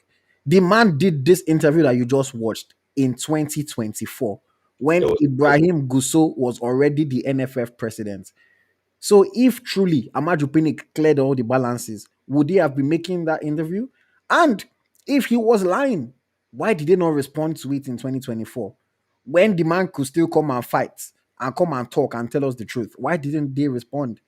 And then all of a sudden, a day after he passes it, you didn't even allow them to properly bury him first. A day after he passes away, they are then coming to tell us, it's a lie. It's not true. We've paid everything. We're not owing any money. Shame on whoever thought it was a good idea to do that. Shame on the NFF. We need to treat our heroes with more honor, with more dignity, with more respect. The man is dead. You could have even just kept quiet about it. He's not going to claim the debt anymore. Just keep quiet about it. Let's just move on. But for them to come a day after his passing, when they know he can no longer defend himself, he can no longer tell us what is truly going on. You kept quiet until he died. Then you now make a post on social media and you think we're supposed to take that post seriously? If you are still going to make this kind of bogus statements, it's very disappointing. It's very sad. I never watched the man play, but I've heard so much about how he served Nigeria. Smith Layi has done a very good job of outlining a lot of the things and the importance that he has to Nigeria. He was there for all our first historic glory moments. For them to do something like this is so shameful. It's so sad. And I know that they don't usually regret things because nobody can come and kick them out. Nobody can impeach them. They're just there enjoying, chopping their money, living their lives, getting to travel all around the world under the NFF banner, and just, yeah, live their lives to the fullest. But it's a shame. It's a shame. It's a shame. It's a shame. Smith, what do you have to say about this I whole? mean, you cannot shame those who don't know their shame, and that is what you get from Ibrahim Gusso's led NFF. For me, his the NFF is like the house of commotion. And, in fact, I expect Ibrahim Sanusi to come out with this type of statement. It's just because the level of their thinking and understanding. Imagine during the Eric Shell's unveiling, to tell you how untrained they are. Ibrahim Gusso was saying that we are not paying him. We are not responsible for his payment. Or he's not paying his assistance. So, he was saying all those things in unveiling. Uncautioned. Unprofessional behavior. Just see them. And the issue is that they don't even have the heart. Someone that saved Nigeria. What has Ibrahim Sanusi done for Nigeria? What has Ibrahim Gusso done for Nigeria? It's just so sad that they are saying these things now. And today, I monitor one interview too about a man called Fatayamo. He said the same thing too, that they are also owing him. They are also owing him. That he's just begging them. He should also pay him before he also die. So that it's not as if they can come and lie again. He said it on radio. And I asked him the question, why don't you want to take these people to court? He said he doesn't want to go to court because the NFF will blacklist him. That is what they used to threaten them. If you take us to court, we'll blacklist you. You might want to coach Nigeria in the future. We will not allow you. That's why they will keep on bringing But maybe because of that, it's very late to them.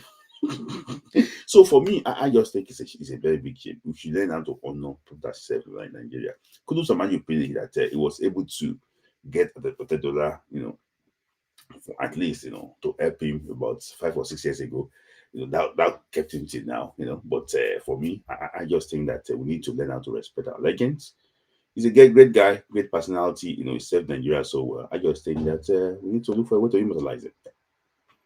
Yeah, yeah, big shame.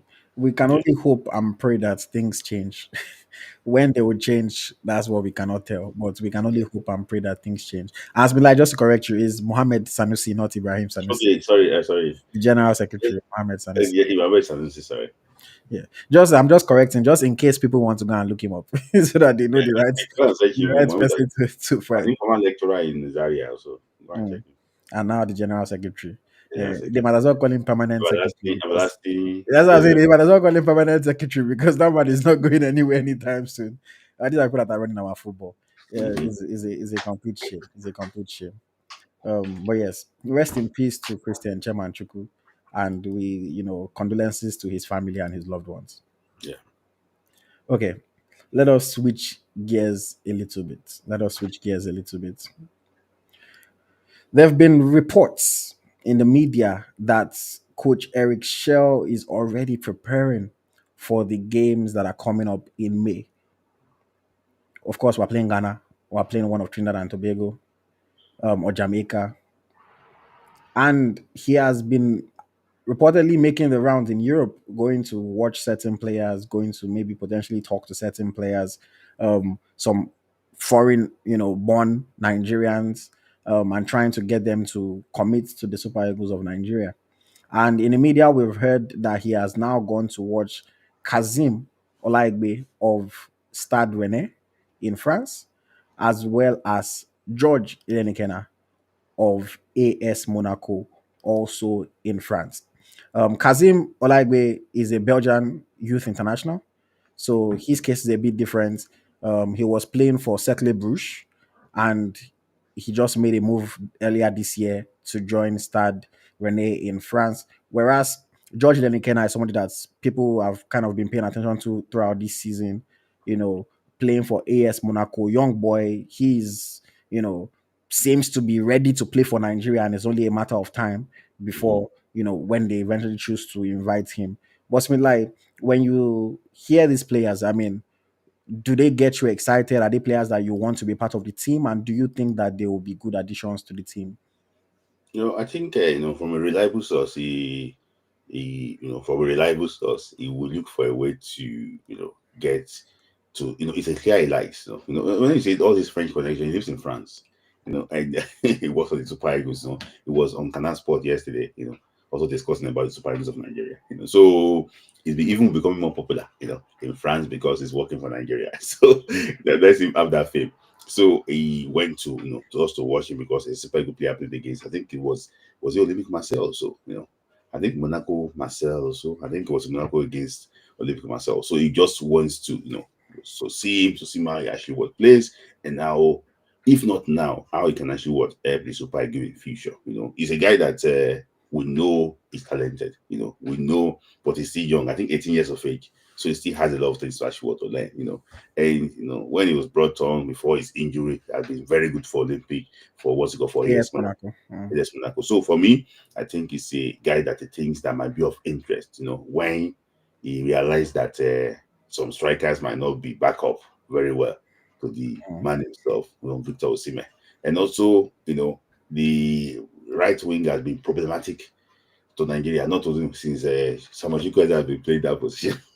So I think there have been calls for getting different players and tell other players to actually play that position. I don't think he wants. We attack through our left too much.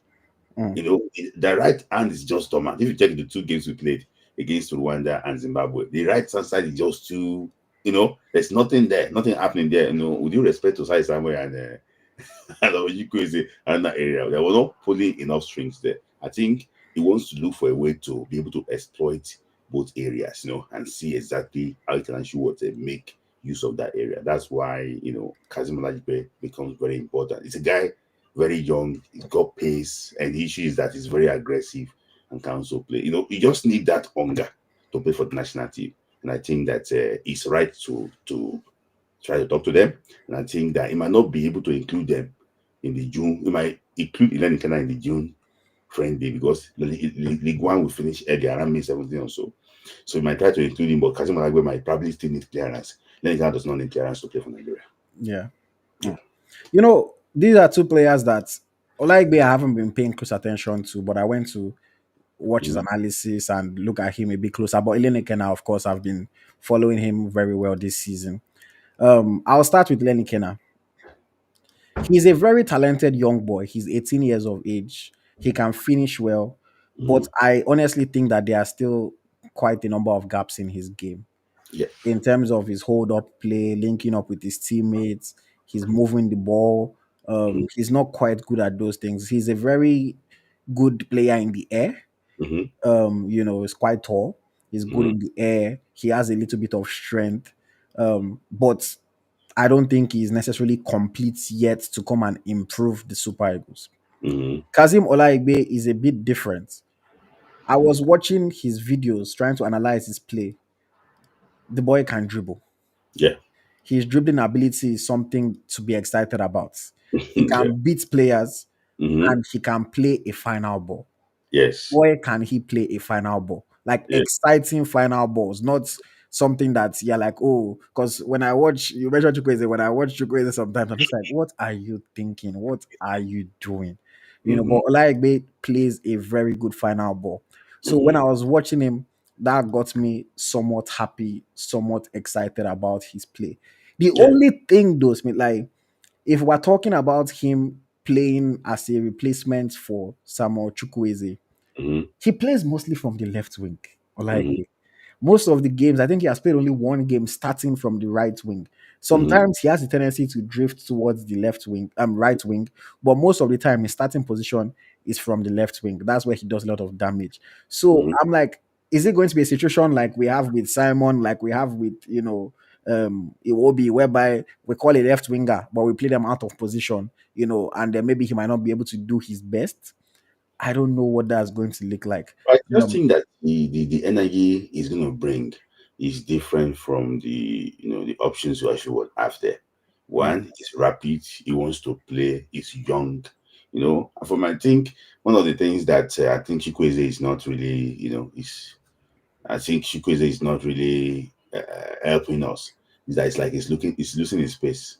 A lot of people don't know that he's losing that one slightly. And then what separates Chukwueze from Kazim Adeyemi? Is it Karim Adeyemi? The guy from Dortmund. Dortmund, yeah, yeah, Yes, Karen. Karim Adeyemi. What separates them? Is the pace and the energy. Chukwueze doesn't have that. Even if you don't have energy, you can dribble. You don't have the final ball. You're not the receiver. Okay, that's okay. You're not Joan Mata, or Bernardo Silva. You're not that type of player. You're not as technical as them. Mm. Eh? And you are not even rapid. So there's a lot of things. I just think that area we need to actually want to improve on. Mm. So for me, him coming, I think it's going to be a improvement on the AC Milan player. Yeah, I mean, I definitely think on the counter, he's somebody that will be a very good player for us if Yeah. he has space and time to run into the ball. He can Mm-hmm. win free kicks. He can threaten players. It's one of those players that if he's running at you as a fullback, you just know you need to be careful. You cannot just rush into anything. He has that threat, and I mean, he's only 22 years old. Yes. So he's somebody that we still expect to improve as Yeah. time goes on and he plays more games. He Yeah. hasn't played that. He hasn't started that Um, many games for Stade Rennais. He was just playing. move on, Yeah, but again, he's young, so we're expecting that he will eventually earn his spot and he will do better. But it's just something to note. I mean, if the coach is watching him, let's see how he continues to develop. Like you said, I wouldn't expect to see him in May, but potentially in the future he can be part of it. Lenny Kenna probably in May. And even though I said that I'm not really like excited about Lenny Kenna right now, I will say this: the friendlies in May an opportunity for the coach to test out new players. Mm-hmm. While I think players like Boniface, I think that they are good players and they still deserve a chance. I also believe that nobody should feel comfortable to just think that, oh, even if I'm not playing well, I'm always just going to be there. Mm-hmm. So if there are other people that the coach wants to try out that will Mm-hmm. maybe light a fire under Boniface's bomb, or light a fire under Rokodare, light a fire under Awoni, light a fire over whoever the option is, to just let them know that, see, if I don't step up, somebody else is here that is going to take my spot.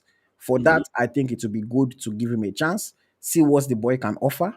Maybe he can show some good quality, and who knows, he can display somebody else.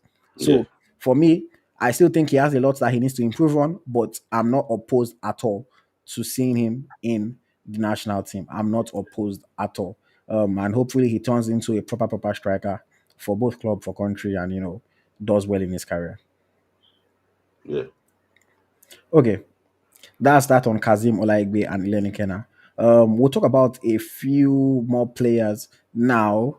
So the Unity Cup is coming up in May.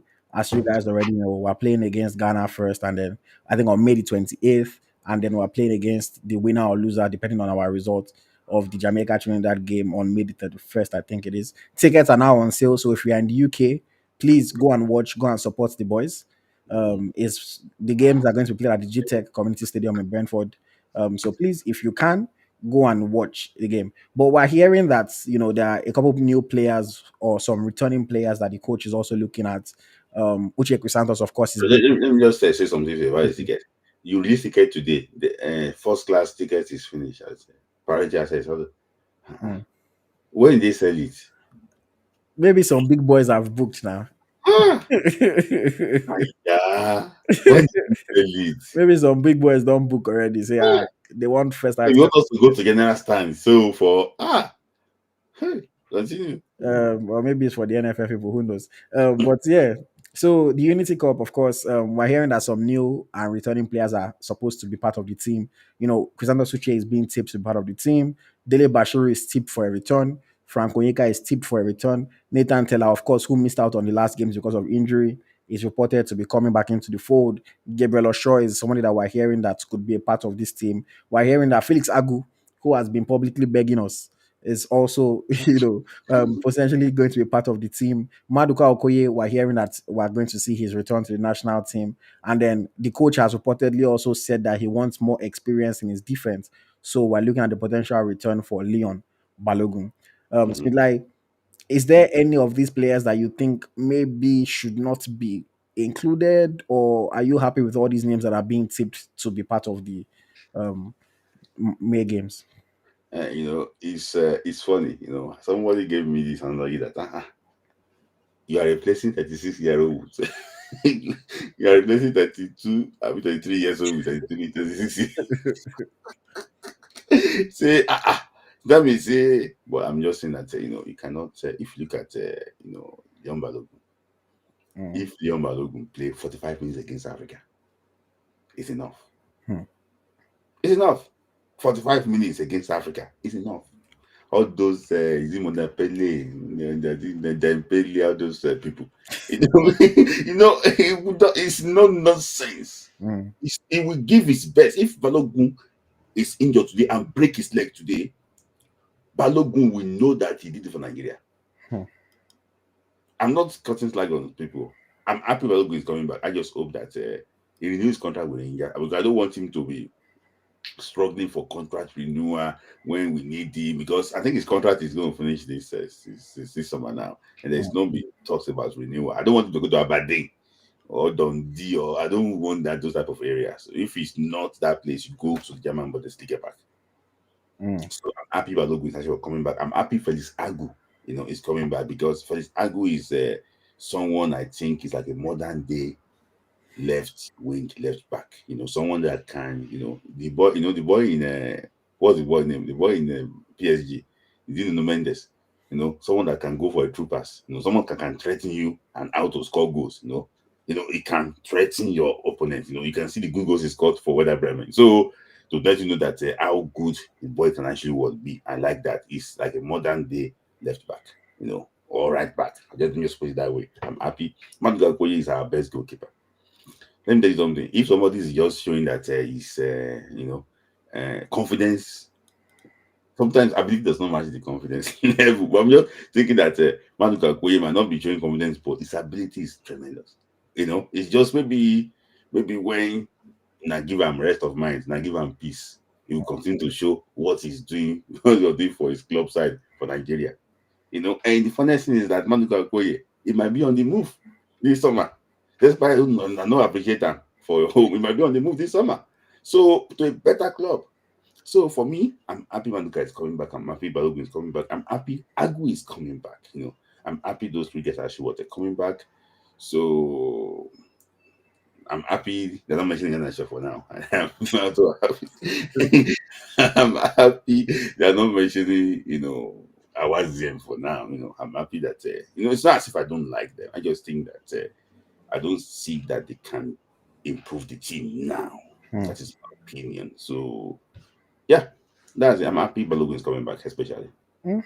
No, I mean, I will say the names that are being mentioned are quality names. I'm excited to see what Uche can potentially bring. A lot of people have It's not coming back, it's coming it's, new. it's coming new. A lot of people have disputed my opinions on him. I still have certain opinions. I want to see where exactly he's going to fit in. Fisadele Bashir, I think he's pretty much our only real midfield attacking threat right now. Hmm. So at least let him be part of it. Frank Onyeka, his energy in that midfield is something that maybe we need.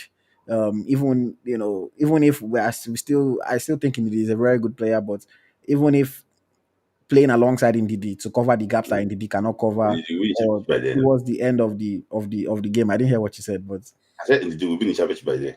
it doesn't matter. I'm just saying. No, no, it's no. It's see, they're gonna get relegated. They are 12 points No, off. no, they are going to get relegated, no doubt. But I'm saying it doesn't matter. Okay. Nathan Teller. I think if not per se, if Coach Shell continues to play with this his inside forward inverted winger shebang that he's doing, then I think Nathan Teller in that Chukwueze role could be something interesting to see. Gabriel Oshaw is a player that I like that has been doing well for AyoT in the League One this season. So of course, happy to see him back. Happy to see him back. Maduka Okoye, I still think he's the most talented goalkeeper we have. No disrespect to Nwabali. Nwabali has not done anything for us to push him away. But healthy competition is good. It's not Kayode Bankole and Amas Obasoge that are going to give Nwabali the competition that he needs. Okoye can give him that competition. And then, of course, Leon Balogun is somebody that a lot of Nigerian fans have been clamoring for and have been wanting to come back. We know that the reasons for him not being in the team has not been has not really been football reasons per se. And Leon, I know that yes, Leon maybe tends to get injured every now and then, but the reality of it is that Leon can give us valuable minutes. I mean, we saw his performance against Athletic Bilbao when they went one man down in the Europa League just this past week. We saw his performance against Fenerbahce in the Europa League as well, a lot of other things that he can do. And a lot of people like to call him slow, but he's not as slow as people think he is. And he fights. So I think those names are very exciting names. And then Felix Agu, like you said, is just going to be somebody that will be interesting to see what he can bring, a new face, a new style of left back. If the coach is not that big on Bruno Onyemaechi, then I mean, why not? I'd rather that than playing or lying off from left back and then having to play by the side Samuel as our starting right back. So let's see how the selection goes. Some obviously, if they're going to call up some new people and some people coming back, it means that some that were in the team are going to be missing out. But like I said, I like the fact that it can send a sign to people that see if your performance is not up to par, if you're not doing what we need you to do, what we expect you to do, then there's somebody that is waiting in the wings to take your spot. Nobody should feel comfortable. You have to keep on delivering. You have to keep on delivering. Maybe if you've delivered consistently, then we can cut you a little bit of slack and we can allow you to have a few moments where you sleep a little bit. But if you've not yet even started delivering, you cannot be feeling comfortable for any reason. But yes, let us see how that goes. Let us see how that goes. Smilai, anything you want to add very quickly before we bring Just people on to share I their want thoughts? to just tell some people that if you watch PSG second goal today, how they crafted that second goal, you will know exactly the idea that Eric Shell wants and how he wants his team to play. He wants his right back and left back to be a baller, Mm, to be a complete baller. So let's just wait and let's see exactly what. So I just want. I've been hearing that he's going to be going to England early too. So he's going to have some meetings with some players. The camp is going to be open. You might be seeing visits just like the normal London Brentford. You will see some Nigerian born player, coming there. I'm mm, hearing that you might be seeing Femi Seriki of Sheffield United, promotion championship, Premier League band Femi Seriki. He might actually be there. Some players that are not invited might come. Like mm. a prayer. That's the way you did invite Layi not there and you back home. They were there. They came for Yeah. try and it's easy. And that was one thing that even catapulted his career there. So we might be seeing some other players there. So it's going to be very, very interesting. I will look for a way to see, maybe some people can help us to see him and take Mm. us to him. So that we can be able to actually have a conversation with him directly and explain how we think. You know, maybe I'm going to go with my interpreter. My interpreter now. So we're gonna see. But for me, I think this Unity Cup is really, really good, very good for him. Mm, mm. Yeah. All right. And I'll be looking forward to it. I can't make it to London, but please represent me in London. I see my guy Olu in the comments from Nigeria Football Weekly. You guys, you and Smith Lai should represent me. Um, I'm having missed the I'd Ghana see. game because of the schedule, but I will try my best to be there. Mm, mm. All right, all right. Quick updates before we wrap up for this evening. If there's anybody that would like to share their thoughts, the link has been posted. Please click the link. Each person will get 3 minutes to come Do you and have timer now? We have timer? No, no, not but I'm timing it from here. When yet. when you're running out of time, you will just start hearing. You know how they do in all these awards show. Music Yeah. will just they start to they play for your background or your mic will mute. Then you Mhm. know that it's time for you to go. Yeah. But yeah, if you want to call in 3 minutes per person, please send a request. If we don't get any request, obviously we'll just take our final thoughts Yeah. and wrap up for the evening. I just want to inform you guys on what is currently in the works and coming up on Eagles Tracker. First of all, I'm trying to, I've been getting too many comments that I'm just like, a lot of people are not too informed. And when somebody is not informed and then you say something that is not what they are thinking, funny thing is they think you are the one who is not informed. So I want to bring back some analysis to the channel. If you guys remember, for those that are OGs that have been following Eagles Tracker for a while, I used to do play-by-play analysis of certain player performances after games. I've highlighted people like Iheanacho in the past, like Osimhen, like Chukwu after certain performances. Where I'll show everything that they're doing and what they're doing right, what they're doing wrong, and really break it down play by play. I want to do something similar again. So if there's any particular players that you guys want me to just maybe highlight their style of play, highlight what they can bring to a team, what they do well, what they don't do well, etc. Please leave those names in the comments. After the show, go under this video and leave those names in the comments. Anybody that you would like me to break down their style and what they offer. I'm going to do Cristiano Suche. I'll just tell you guys now because a lot of people have been arguing with me about him, and I just, I was analyzing his game and I was watching a lot of things, and I'm like, you guys are not informed enough. But yes, if there's anybody else, just let me know in the comments. Please comment after the show under this video so that I can see your comments. Because if you leave it now, it's going to disappear. But after the show, please leave that in the comments. So that's something that I'm working on, and you should be seeing more of. I'm thinking that I might do it as a live stream rather than pre-recorded, but I have to wait and see how that plays out exactly. But that should be coming up soon. My initial plan was to try to do the first one tomorrow and talk about Christy Ucheibe. If it's going to happen tomorrow, it will be after the Champions League game. But I'll post something on YouTube about it if it's going to happen. If not, then it might come the week after. Another thing for you guys to be aware of, another thing for you guys to be aware of. This one I'm excited for you guys to watch. We have a new series called ET Ranks. ET Ranks, where we rank Nigerian players. And we've already recorded 2 videos. We're working on more right now. The first 2 videos are ranking the best ever Nigerian defenders and ranking the best ever Nigerian midfielders. If you want to enjoy entertainment, you can watch that program. If you want to learn and get a lot of knowledge about Nigerian football, you should watch those videos in the series as well. There is so much fun, so much laughs, entertainment, but also so much knowledge that is being dished out.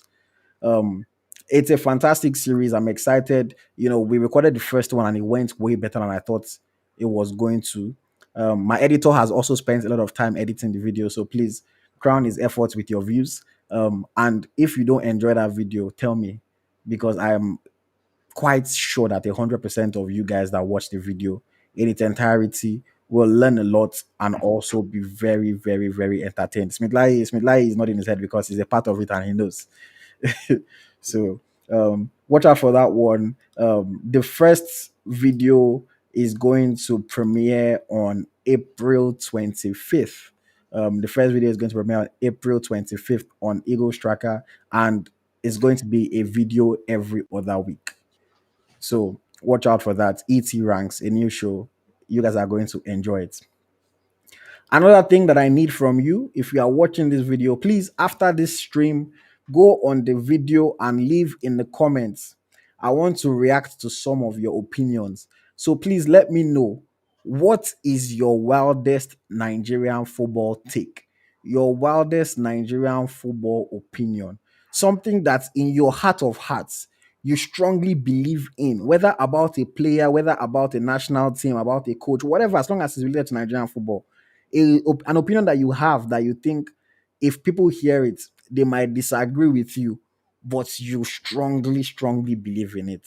Please leave it in the comments. I want to hear what your wildest takes are, and I want to react to as many of them as possible. So please, that one, I'm begging you guys, after this show, go to the comment under the video and leave me your wildest Nigerian football takes. Your wild, what, just something that's out of left field that maybe you stepped into another universe and you saw something happen, whatever the case may be.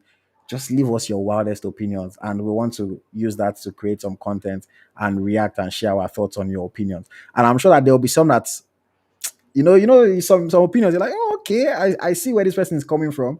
And there are some that you're just like, what did this guy smoke before he left this comment? But I want to hear all of it. So please, guys, don't leave me hanging. Engage. And of course, the interviews continue on Eagles Tracker, the home of Nigerian football podcast. More and more interviews to come. The next interview is dropping this Saturday.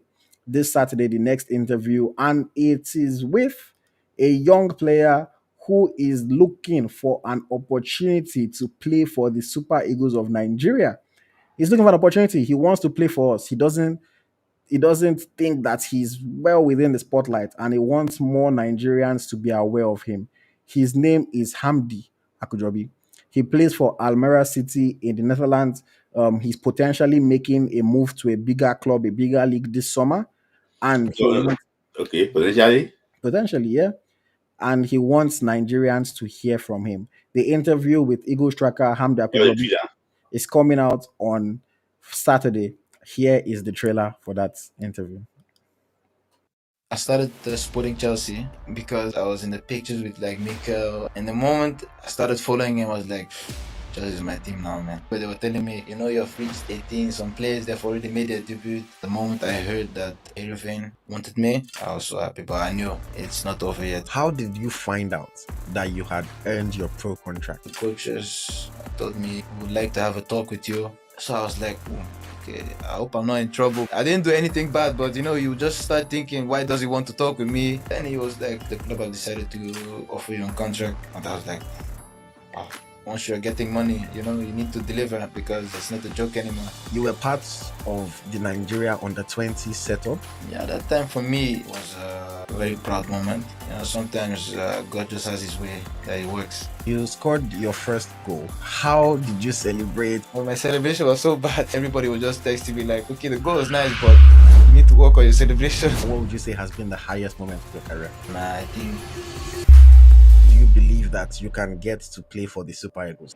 No, I think I'm ready now at the moment. Messi or Ronaldo? I hate this question, man. I'm a Ronaldo fan, but...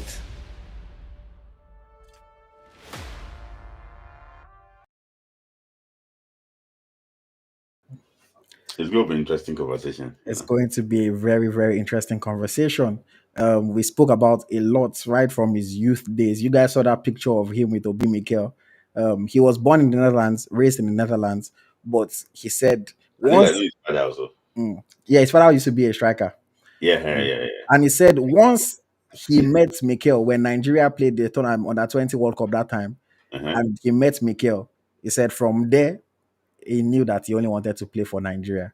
He started Uh-uh. supporting Chelsea. He forgot about Netherlands because then he was in Feyenoord Academy.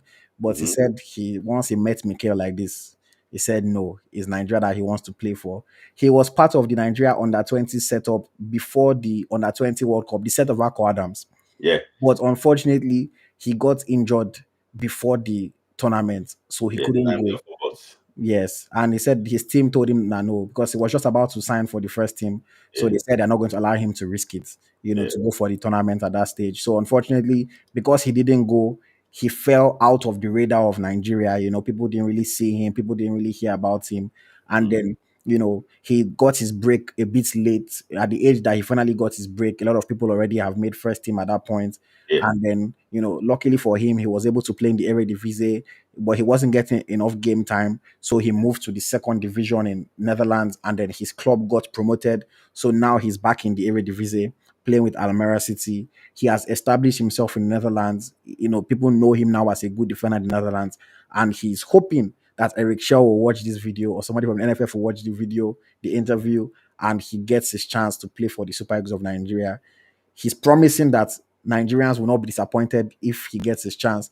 I asked him about playing in the same position as Olayi, playing in the same position as Batasai Samo.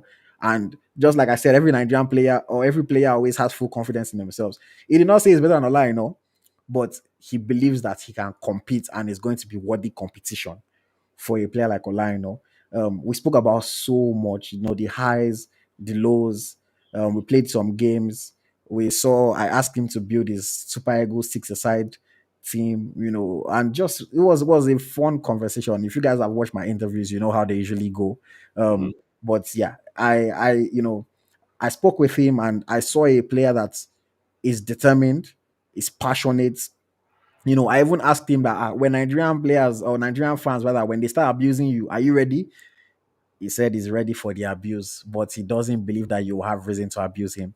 So he was really selling himself. He really wants, like, he really, really wants to play for Nigeria. He really desperately wants to play for Nigeria.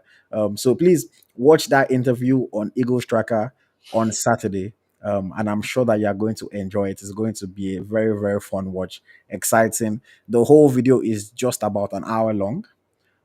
So while you're on the bus, while you're driving, don't watch the video, listen if you're driving. But while you're on the train or your private jet, while you're at the gym, you can just tune into it on Eagles Tracker, and you can enjoy the conversation with Hamdi Akujobi. And then after that, I have an interview with Peace Efi coming up. I have an interview with Leon Balogun coming up, and so much more that we're still recording, that we're still working on. I'm working non-stop, guys. What about Benjamin Chaminu? Benjamin, that one has, since things have not gone well for him at Crawley Town, we've kind of had to put it on pause.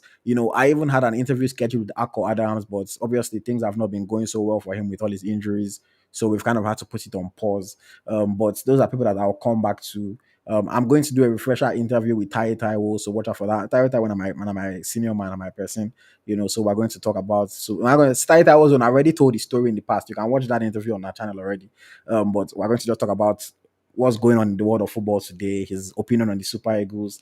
You know, I still have Yakubu coming up in the pipeline. That's go be So, awesome. guys, please, please, please, if you guys watch these videos, you encourage the bigger boys to want to come on because they see that okay, is a good platform for them to air their opinions. And I'm sure that you enjoy it. If you've not watched my last video with Chisom Eguchulam, go and watch it. Exciting interview. The one before it was with Leke James, exciting interview. Before that was with Emeka Eze, exciting. And before that one was the very first one of the year with Anayo Iwala. Yeah. That's the one that people have loved the most so far. Yeah, yeah. So far this year. But Mhm. please, guys, please, please, please watch it. Okay, before we wrap up for today's Milai, we have one question from Sports Grinder. Is asking what is up with the Russia game? Will the players discard after the Unity Cup and regroup later in Russia? Is that game happening? Yeah, I think Russia have been posting it, but Nigeria has failed to post it. Hmm. So the reason why Nigeria has failed to post it, but they're ashamed to do that, and they're ashamed to fix a game against the country that is not has is Unsanctioned. Hmm. unsanctioned by FIFA. But for me, I don't think they will. I think some players will join the team after the Unity game. So, and someone just mentioned that Emmanuel Emeha, it might be in line. I wanted to remember to remember his name. It Hmm. might be in line for the June friendly. So it's going to be a lot of exciting time coming up. So Hmm. for me, I think it's going to have like a large group of like 30 something players or so. Some people will not play the Unity game, but they'll come and play the Russia game. Hmm. Hmm. All right. Amazing. And just something to note about the Unity Cup. So the official FIFA international window, I believe, is from the 29th of May Yeah, up until the no am I no I think I'm getting that wrong. The window is from 4th the of June. 1st of June. No, Mhm. what am I saying? The 2nd of June to the Yes, 10th of June. The yes. international window by far is from the 2nd of June to the 10th of June. So the Mhm. Unity Cup falls outside the FIFA international window Yes, officially. yes. The games will still count towards the FIFA World Ranking, but the Mhm. only thing to note is that the points that you get for winning or losing will be half of what you would get in a regular game that is played within the official window. So Yeah. normally, if you win a game, you're supposed to get 10 points towards your FIFA ranking. But Mhm. if we win any of those games, we're going to only get 5 points. Yeah. And if we lose, it's half again. And this is only because the games, while they are FIFA is going to recognize the matches, Mhm. because you are playing the games outside of the official window, they Mhm. count for half instead of the full allocation towards the FIFA rankings. And then, unfortunately for us, the one that we now want to go and play within the FIFA window is with a team that is currently not sanctioned by FIFA. So if we play Russia, that one is not going to count at all because Mhm. FIFA is not recognizing any game in Russia right now. Yeah. So it's just something to note towards our FIFA ranking. The game against Ghana and either Jamaica or Trinidad and Tobago would only count for half of the Mhm. regular points towards the FIFA World Rankings. Mhm. Um, so there you have it, guys. That is the show for today. I hope you guys enjoyed it. I hope you enjoyed engaging with us. Thank you for all the comments, all the questions, all the support, all the love. I really appreciate you guys. Some of our regulars today didn't seem to tune in because I didn't see comments from certain people that I know that I would usually always see in the comments, or maybe they had one thing or the other to do. But please, you can still watch this on replay. Please still share with your friends after, share with whoever you like to talk and discuss Nigerian football with. If you want to support us, you can still leave a super chat, super sticker, even after the fact. If you are listening to this on Spotify or on Apple Podcast, please leave us a review, leave us a like. If you are on YouTube, please like, subscribe to the channel if you're not already subscribed. And please, guys, please do not forget, after this video has been published on our YouTube channel, please leave me your wildest football opinion. I want to hear from you. What is your craziest football take? Something that you saw in your dream, something that you saw in an alternate universe, something that you truly believe in that is just out of left field. Whatever wild football opinion you have, please leave it in the comments, and look forward to the interview with Hamdi Akujobi on Saturday, and our new show, ET Ranks, featuring myself, Smith Layi, Mr. Adedotun, Olu of Nigerian Football Weekly, and some other guests that will come on in the future. The premiere episode is on April 25th, 2025. Just before we go, let me leave you guys once again with the trailer for my new interview with Hamdi Akujobi. I started supporting Chelsea because I was in the pictures with like Mikel. And the moment I started following him, I was like, Chelsea is my team now, man. But they were telling me, you've reached 18. Some players they've already made their debut. The moment I heard that Erevin wanted me, I was so happy. But I knew it's not over yet. How did you find out that you had earned your pro contract? The coaches told me, we would like to have a talk with you. So I was like, okay, I hope I'm not in trouble. I didn't do anything bad, but you just start thinking, why does he want to talk with me? Then he was like, the club have decided to offer you a contract. And I was like, wow. Once you're getting money, you need to deliver because it's not a joke anymore. You were part of the Nigeria under-20 setup. Yeah, that time for me was a very proud moment. Sometimes God just has his way that he works. You scored your first goal. How did you celebrate? Well, my celebration was so bad. Everybody was just texting me like, okay, the goal was nice, but you need to work on your celebration. What would you say has been the highest moment of your career? I think... Do you believe that you can get to play for the Super Eagles? No, I think I'm ready now at the moment. Messi or Ronaldo? I hate this question, man. I'm a Ronaldo fan, but...